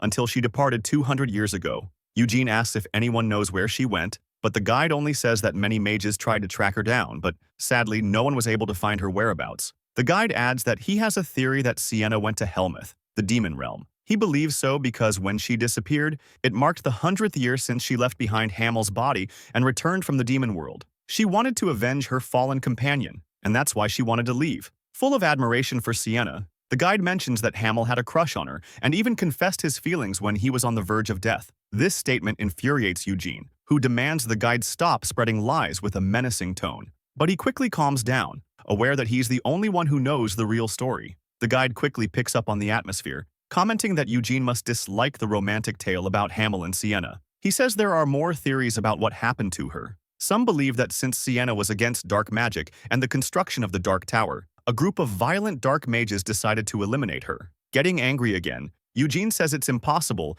that those lowly dark mages could even harm Sienna. However, Eugene considers that maybe a demon king could have been responsible. The Dark Tower acts as a connection to Helmuth, and perhaps Sienna's existence was an obstacle for them, one that needed to be removed. The floating car finally lands, and Eugene stands in front of the last known place where Sienna resided. Eugene is surprised by the large number of people gathered outside the mansion, and the guide explains that they are students preparing for the tower's recruitment test. The reason why they stay outside is because the entrance fee is very high, to which Eugene asks why, and the guide replies that it's simply because people are willing to pay it. Everything is driven by the legend that says if you pray in front of Sienna's portrait in the central hall, you will pass the tower recruitment exam. They finally reach the entrance, and the guide hands a black card to the guards. Upon realizing that a member of the Lionheart family is present, they immediately open the mansion's doors and let him in. The guide tells Eugene that he'll wait for him outside, and for now, he should enjoy the view of the mansion. The door closes, and Eugene stands in the entryway, excited to see how Sienna used to live. Eugene is walking through the mansion, amazed by its size and the fact that Sienna lived there for 100 years. We are transported 300 years into the past, to a moment when Sienna asked Hamel about his future plans while inside a dungeon. Hamel counters by asking why she's bringing that up all of a sudden, to which she replies that he's still in his prime, and it would be natural to seek happiness once their mission is complete. Hamel continues wrapping his bandages, saying that he never gave it much thought. While pointing at a sleeping Moron, she tells Hamel that she heard Moron wants to become a king. Hamel laughs upon hearing that, wondering how someone could become a king just by wanting it. With a melancholic gaze, she tells him to let it be. After all, everyone deserves to dream. Hamel gets perplexed by her expression, even thinking that she might be drunk. Just repeating her words in his mind makes him shiver from the cringe. Sienna gets angry. She's being serious for once, and he's making fun of her. Hamel doesn't care and asks if she has any plans herself. Sienna is taken aback. She wasn't expecting to share her thoughts. Finally, she opens up and reveals that she wants to get married, have children, and eventually become a grandmother. This memory crosses Eugene's mind when he finds Sienna's portrait in one of the mansion's hallways. Eugene thinks that she deserved to meet a good man, start a family, and live peacefully, but can't figure out why she chose to live alone for a century. Unconsciously, his hand starts reaching toward the picture until a guard suddenly appears and yells that touching is not allowed. Eugene gets annoyed for a moment but decides to continue his search. Now he heads toward the library in the basement. He arrives and starts checking the books on the shelves, hoping to find any kind of clue. But again, the guard appears and yells that he can't touch the books, frustrating Eugene once more. He then recalls the moment he found his old necklace in Vermouth's vault and how his gaze was drawn to it. He starts wondering if, like Tempest, the necklace recognized his soul and decided to show up. If that's the case, someone must have intervened in his reincarnation. And if by any chance that person was Sienna, she would have left him something. After checking the entire mansion, Eugene returns to look at Sienna's portrait. He explored every room but couldn't find any clues. His frustration grows. He doesn't even know what he's supposed to be searching for. Eugene decides to focus on his own matters. If Sienna truly wanted to tell him something, she should have left the message in a clear place. Without any information, there's nothing he can do. Eugene glances around and notices the guard is not watching. He uses the chance to flip Sienna's portrait and dares her to show up if she doesn't like his attitude. But nothing happens, as expected. He finally leaves, telling her to find him if she's still alive. Eugene exits the mansion and it's already night. The guide fakes a smile, assuming Eugene had a great time inside the mansion. He clearly didn't expect to be waiting until nightfall. But his fake smile turns genuine after Eugene tosses him a gold coin as a tip for waiting. Energized again, the guide offers to take Eugene to a great restaurant, but Eugene cuts him off, saying he wants to go to the Red Tower. And after that, he won't need his services anymore. They're soaring through the skies again, and Eugene asks the guide a question. He wants to know if the guide knows anything about Iode Lionheart, his older brother. Immediately, the guide gets nervous, saying that Iode is well known in the city. Eugene tells him that Iode has a connection to the Red Tower and has been living there for 4 years. He wants to hear the rumors about his brother. The guide hesitates, not wanting to offend Eugene or his family. Eugene notices and swears not to reveal anything from their conversation under his name. The guide begins, saying that it's rumored Iode seeks pleasure every night outside the Magic Tower. Eugene recalls that by now, Iode must be 19 years old, and that he should be allowed to enjoy himself without being judged. But the guide adds that it's not just ordinary pleasure, it involves succubi. Once Eugene processes the idea, he bursts into a fury toward Iode. Still angry, he asks the guide why there are succubi in the city if they're supposed to be in Helmuth. The guide explains that the Black Tower doesn't only host dark mages, but also some demons. Eugene can't believe what Iode is doing. And to confirm, he asks if Iode is messing around with succubi from the Black Tower. The guide corrects him. He's not just fooling around, he's actively seeking pleasure. Aroth has an alley that's famous for its black market, where succubi offer their services. It's said that Iode frequently visits that place. Eugene asks for the name of the alley, and the guide says it's called Bolero Alley. He adds that it's not open every day. Only during full moons it transforms into a corrupted alley. Eugene gets furious. He didn't want to get involved with Iode while in Aroth, but he can't allow the eldest son of Vermouth's house to keep fooling around with succubi. The guide notices Eugene's expression and begs him not to say anything, but Eugene dismisses his concerns. He already swore under his name. He intends to teach Iode a lesson, but it's just a rumor. For now, he'll have to hold back until he has enough evidence. Eugene plans to visit Bolero Alley during the full moon, a near future, since after looking up at the sky, he sees the moon is in the waxing gibbous phase. Eugene finally arrives at the door of the Red Tower, where a woman is waiting for him. She eventually notices his presence and introduces herself as Hera, a member of the Red Magic Tower. She seems slightly anxious, trying to explain that the owner of the place was supposed to welcome him, but some problems occurred. Just as she finishes speaking, a massive explosion erupts from one of the upper floors. Eugene doesn't even flinch and simply assumes that it was an accident. Hera tries to justify the incident by explaining that the Red Tower specializes in summoning magic, which unfortunately has the highest chance of failure. From the shattered window on one of the upper levels, 2 shadow beasts rush outside, but suddenly, 2 red arms stretch out and seize them midair, crushing them instantly. It's revealed that Lobarian was the one who slayed the monsters, having jumped out of the window to do so. He looks back into the building, his gaze filled with fury. His students tremble as Lobarian sarcastically asks how brilliant they must be to summon shadow beasts using a magic circle meant for a different creature. Lobarian starts shouting. If those beasts had escaped,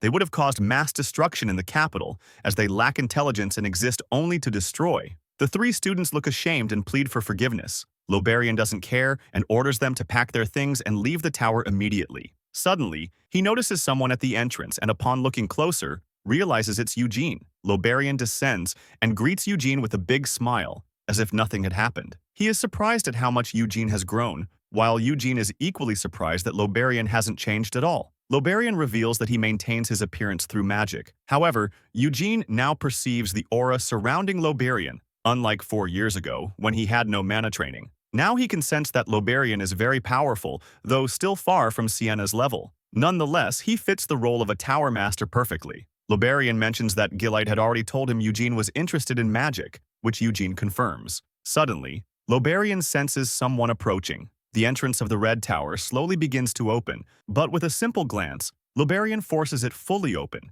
Behind the door is a nervous Iode, whose appearance is nothing like the boy who left the Lionheart house 4 years ago. Upon seeing him, Eugene begins boiling with anger, assuming his brother was about to head out to get his essence drained by a succubus. Lobarian tells Iode to come out and greet his younger brother. However, Iode freezes, unsure of what to say. Trying to control his temper, Eugene greets Iode, hoping to build some form of cooperation. Still trembling, Iode responds while Lobarian looks at him with a disgusted expression. Tired of him, Lobarian tells Iode to head back upstairs and spend his time reading, to which the disheveled man agrees and closes the door behind him. Lobarian apologizes for the scene Eugene just witnessed, but Eugene doesn't pay it much attention. Lobarian continues, saying he also heard that Eugene didn't want to learn magic directly from him. Eugene responds that he didn't want to trouble him and adds that if Lobarian became his master, many people would start complaining about favoritism toward the Lionhearts. For that reason, he decided to study magic independently. Lobarian respects his decision, saying he won't expect anything nor interfere.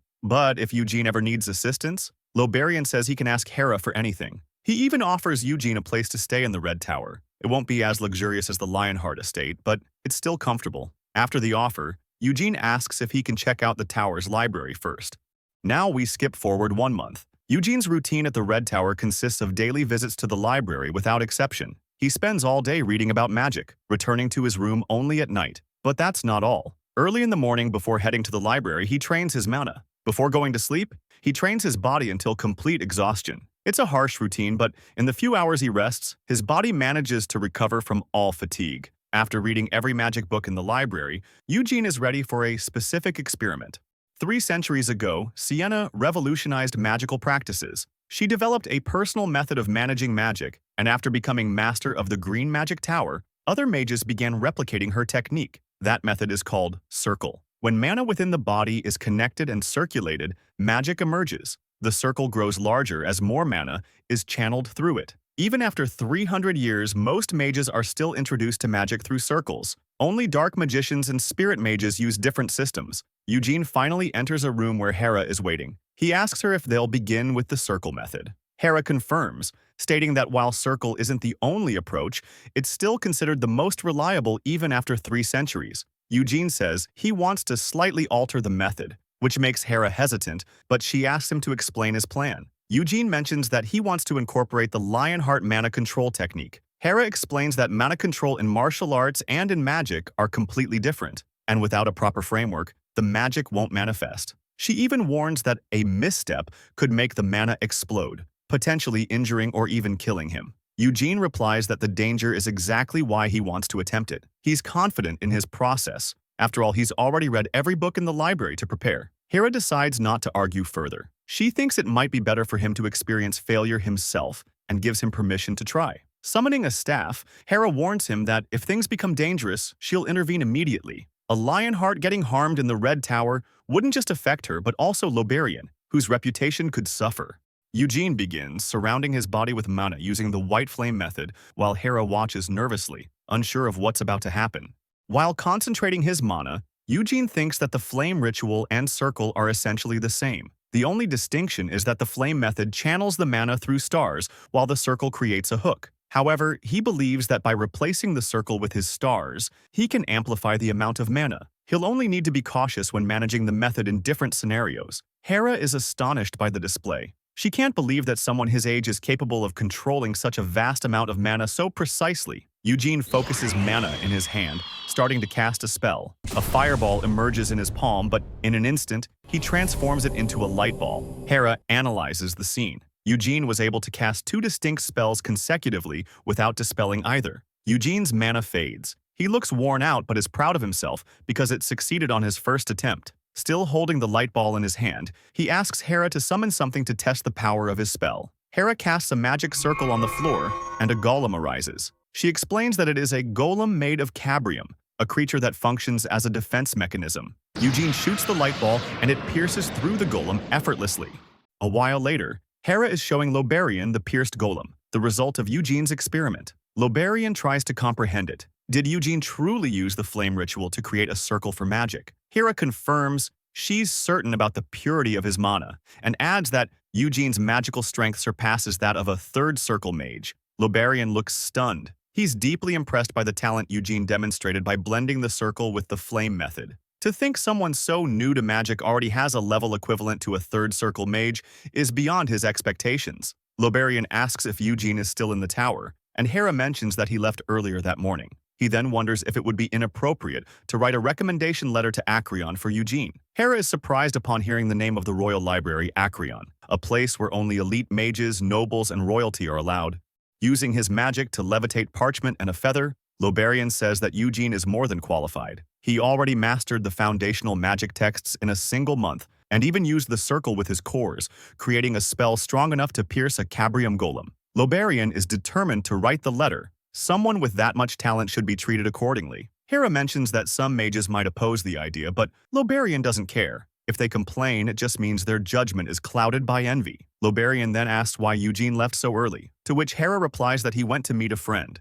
We are then transported to Myrdain Square, a location where a massive statue of Sienna stands. Eugene is staring at it, thinking that the statue's smile resembles Sienna's expression whenever she achieved something magical. Out of nowhere, a muscular man appears. He calls out to Eugene, and upon seeing him, Eugene looks confused, unsure if the man is actually Gargus. The muscular guy confirms that he's Gargus, and Eugene can't believe he has such a beard at 18. They shake hands, and just through that, Gargus notices how much Eugene has trained his body over the past 4 years. However, he thinks it's still not enough and looks for something under his shirt. He pulls out his family's secret muscle growth supplement and offers it to Eugene, who instantly declines. Gargus doesn't give up and insists that Eugene should reconsider after seeing his father lose weight thanks to the supplement, but Eugene tells him to stop trying to push it through his dad. Eugene grows impatient and asks why Gargus called him. He figures it's not just to offer the supplement. Gargus responds by asking if he knows about Bolero Alley. Eugene says that he's heard of it.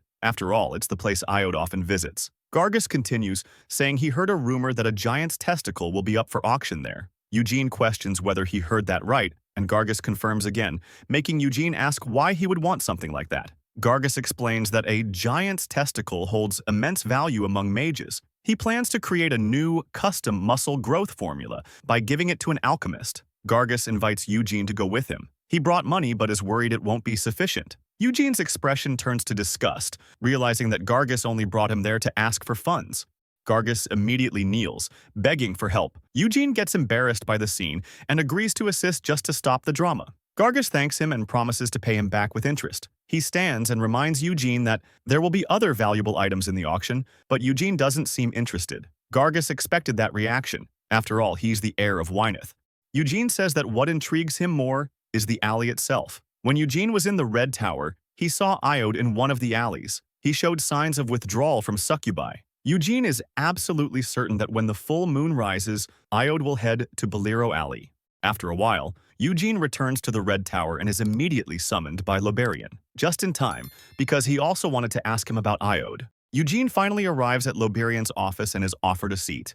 Eugene immediately asks why he was called, and, without saying a word, Loberian uses his magic to lift a paper and hands it to Eugene. Upon looking at it, Eugene is puzzled. He can't believe he's holding a recommendation letter to Acreon, the Royal Library, a place where the essence of magic is preserved, renowned even 300 years ago when Hamel was still alive, with books that put the libraries of the magic towers to shame. Eugene nervously says that his current level isn't sufficient for that kind of material, but Loberian disagrees. He believes this is the right moment for Eugene to access Acreon. Loberian acknowledges Eugene's enormous potential, and although he may not grasp all the knowledge inside Acreon, the books could help expand his understanding, which in time could serve as the foundation that allows his magic to flourish. Eugene keeps reading the recommendation letter, thinking about how Acreon holds manuscripts from the finest sages of their era. The thought that Acreon might contain Sienna's works crosses his mind, and he asks Loberian about it. Loberian confirms, adding that the Red and Green Towers have some of Sienna's books. However, Acreon contains Witchcraft, a collection of 3 volumes in which Sienna poured her secrets, still considered the finest magic texts in Aroth's history. There are no copies outside Acreon, but only the first volume is accessible, which still holds enough knowledge to make other books seem worthless by comparison. Loberian says that when he read the first volume of Witchcraft, he realized all the magic he had practiced for years felt like child's play. After retrieving the recommendation letter, Loberian clarifies that it doesn't guarantee Eugene access to Acreon, but he wanted to hear his thoughts before sending it. Loberian asks if he should proceed with the recommendation. Internally, Eugene is thrilled by the offer, but his expression reflects mixed feelings, gratitude combined with concern that his current skill might cause Loberian trouble. Loberian dismisses the concern with a broad smile, saying it's not an issue at all. Sensing the mood has become more relaxed, Eugene brings up what's been on his mind all this time, a question about Iode. He wants to confirm if the rumors he heard upon arriving in Aroth are true, that instead of studying magic, Iode has been spending his time with succubi. Loberian is taken aback upon hearing the rumors, but eventually confirms everything. He mentions having warned Iode several times, but the advice was ignored. He continues, saying that in the past many people died from having their essence drained by succubi, but after Helmuth opened its borders, things changed. Succubi still absorb people's essence but are forbidden from killing, due to orders from the Queen of Nightmares in Helmuth. Eugene interrupts, saying that even so, it doesn't justify the behavior his older brother is engaging in. Lobarian agrees, but adds that Iod's position has always been difficult. He left for Aeroth 4 years ago with high expectations, but his abilities couldn't live up to them. Despite trying to guide him in the path of magic, they weren't able to do much. The pressure from his family name grew heavier over time, to the point that Lobarian felt letting him relieve stress now and then was acceptable. Otherwise, he might have broken much sooner. Despite everything, Eugene understands, having spent 4 years in the main mansion, living under the same roof with Theonis, Anacilia, and Ciel, with Kian, who possesses remarkable talent and ambition, must have been a constant source of pressure. So much so that, even after being humiliated at the Red Tower, Iode chose to stay rather than return to his family. Eugene understands, without a doubt. But associating with succubi is still going too far. They may smile for now, but as demons, they will never truly blend with humans. Eugene decides it's best to see for himself what the succubi are doing to Iode, and so, with the full moon high in the sky, he sets out for Bolero Street. We are then introduced to 2 unknown men, but it's immediately revealed that they are just Gargus and Eugene disguised with magic. Gargus still doesn't get why they're hiding, but Eugene tells him that being seen entering such a place could damage their family reputations. Eugene grabs his communication device, and the person on the other side asks if he's already in the alley, surprising Eugene. That person turns out to be the city guide, who explains that the communicator only activates within Bolero Street and that he will notify them once Iode is located. Eugene asks if he's sure he can find his brother. He might also be using disguise magic. The guide isn't worried because Iode doesn't know how to use that type of magic and besides, always wears the same robes when visiting the alley. Eugene gets angry at Iode for not even trying to conceal his identity and feels like beating some sense into him to break his bad habits. Gargus asks if Eugene is planning to take care of his other business in the alley, but Eugene says he'll deal with that later on his own. For now, he chooses to go straight to the auction event. In Bolero Alley, countless auctions are held, but they all follow the same set of rules. All the bidders and their companions are guided to individual rooms, and their identities remain concealed. A masked staff member shows Eugene and Gargus the buttons on their seats. The middle one is for bidding, the right one to raise the bid, and the left one to call for assistance. The staff leaves, wishing them a successful auction while they settle into their seats. Gargus mentions that he thought Eugene had no interest in the auction, but Eugene replies that he just needed something to pass the time and has some curiosity about the items that will appear. Finally, the screen in front of them displays the masked staff member who will oversee the auction. The staff welcomes all the participants and explains that all the items are magical materials, the finest gathered from the remote lands of Helmuth. The auction begins with a Balarex's horn, starting at a value of 10 million coins. The session continues, showcasing items such as a Prosea's fruit, a mandrake's root, and a Uzrak's flower bud. Despite the presentation of various goods, Eugene starts growing bored, wondering if the giant's testicle will truly make an appearance. Gargus confirms it, certain that his sources were accurate. The staff introduces a new item, but unlike the previous ones, he explains it's just a piece of unidentified metal that they've been unable to sell for a long time. He adds that perhaps one of the bidders might find some worth in it, sparking Eugene's interest. The staff continues, saying the metal was discovered in the hills of Khazard, within the territory of Helmuth, and that it emits a beautiful glow under moonlight. That glow is essentially its only value, as the metal resists being processed or infused with mana. With that, the staff announces the bidding for the item will begin at 1 million coins. Eugene, upon seeing the item, is stunned and immediately presses the middle button on his seat, even surprising Gargus. The staff is also taken aback, double-checking that Eugene didn't press the button by accident. Eugene offers the 1 million coins without hesitation. Internally, he can't believe he found that item in a place like this. His mind recalls a dull-colored blade known as destruction in the form of a sword, a weapon never recorded in history. What he saw in the auction was a fragment of the Moonlight Sword.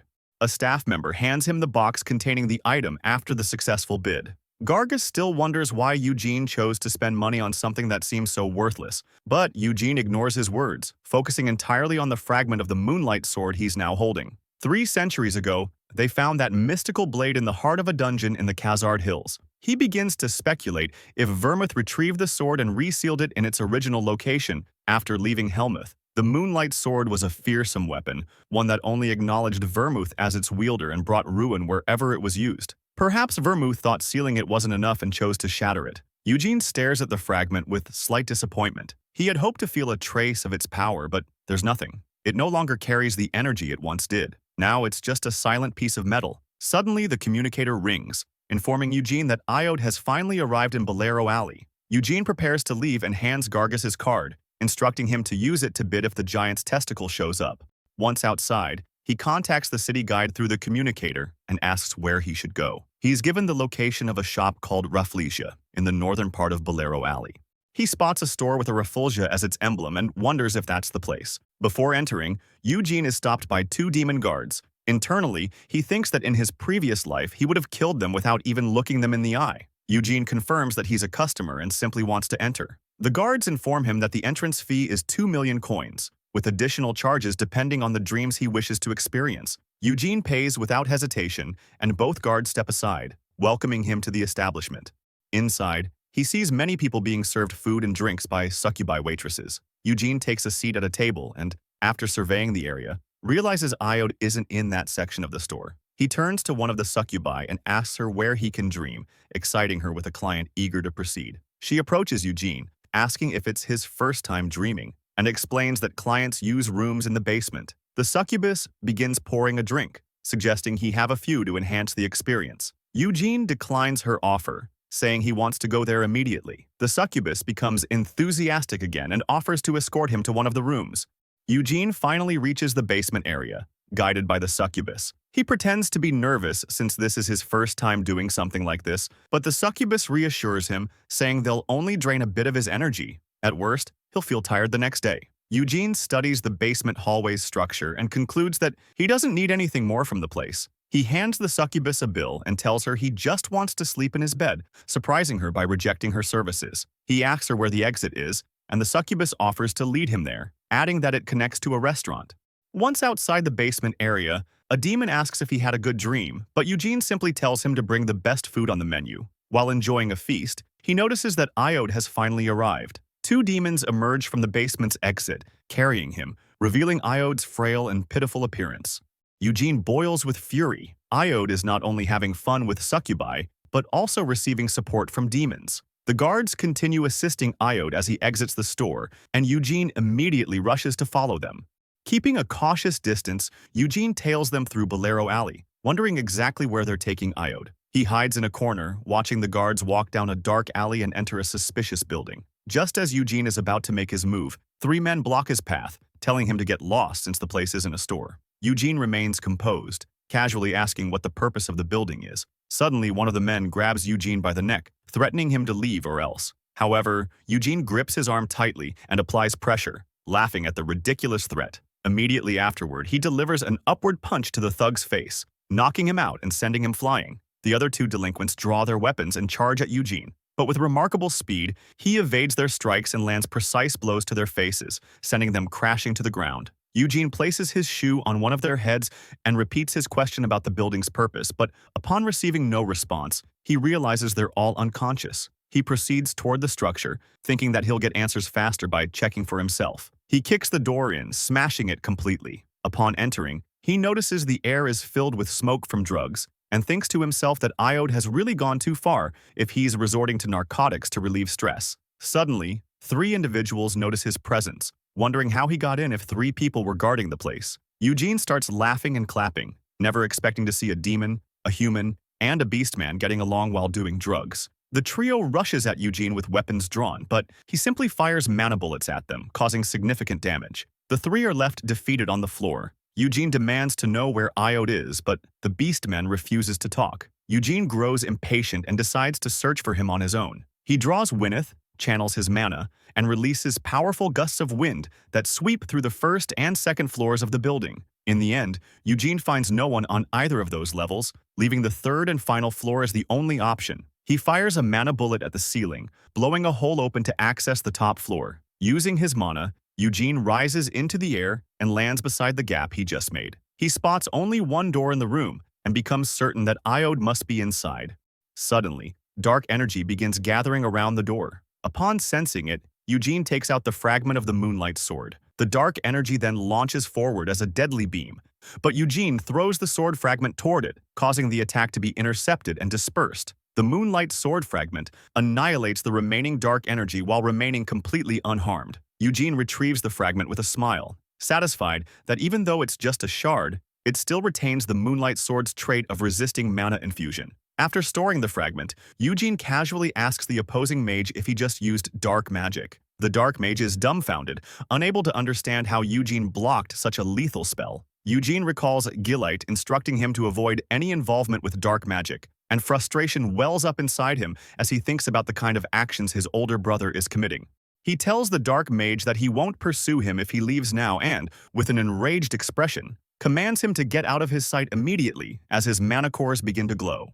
Using the technique he developed at the Red Tower, Eugene forms a circle with his 3 mana cores, unleashing a surge of energy that envelops his body, resembling a lion's mane. Suddenly, the 2 demon guards who were carrying Iode emerge from the room and extend their claws, ready to strike. Eugene takes a battle stance, daring the demons to come at him. The 2 guards lunge forward, but Eugene swiftly swings his sword, generating a whirlwind that envelops one of the demons, flinging him backward and leaving him covered in slashes. The second demon swipes with his claws, but in a flash, Eugene counters, severing his foe's hand. Charging his other arm with mana, Eugene slams the demon against the wall, knocking him out, all under the dark mage's gaze. Suddenly, the concealing magic fades, revealing Eugene's white hair. The dark mage immediately realizes Vermouth's descendant is standing in front of him. Gripped by fear, the dark mage attempts to explain himself, but seeing that Eugene keeps advancing regardless of his words, he prepares to fight, casting a sphere of dark energy, only for Eugene to deflect it effortlessly. Frustrated,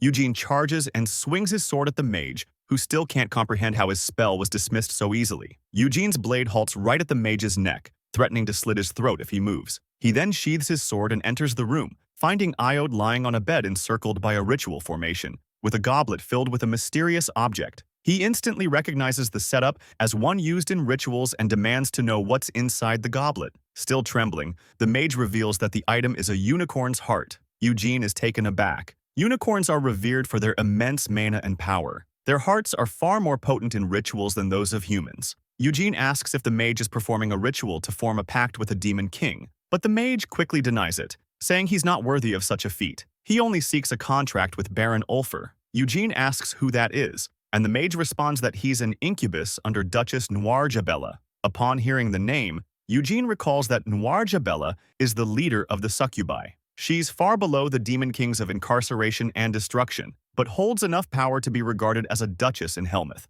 Eugene tries to confirm whether Iode is truly attempting to make a pact with one of Noir Jabella's subordinates, to the point of sacrificing a unicorn's heart while intoxicated and drugged. The dark mage falls to his knees and presses his forehead to the floor, blaming everything on Iode's instructions. Shaking with terror, he adds that the funds used to purchase the unicorn's heart came from Iode, so he couldn't refuse his demands. Eugene doesn't buy it. He's convinced the mage was thrilled when the Lionheart family's eldest offered him money to form a contract with his master. He's sure the mage expected to gain immense power from the pact, perhaps even the opportunity to strike a deal with Noir Jabella herself. At the end of his patience, Eugene accuses him of letting his greed drive him to begin the contract ritual and orders him to shut up and stop blaming others. The mage doesn't respond, still frozen in fear.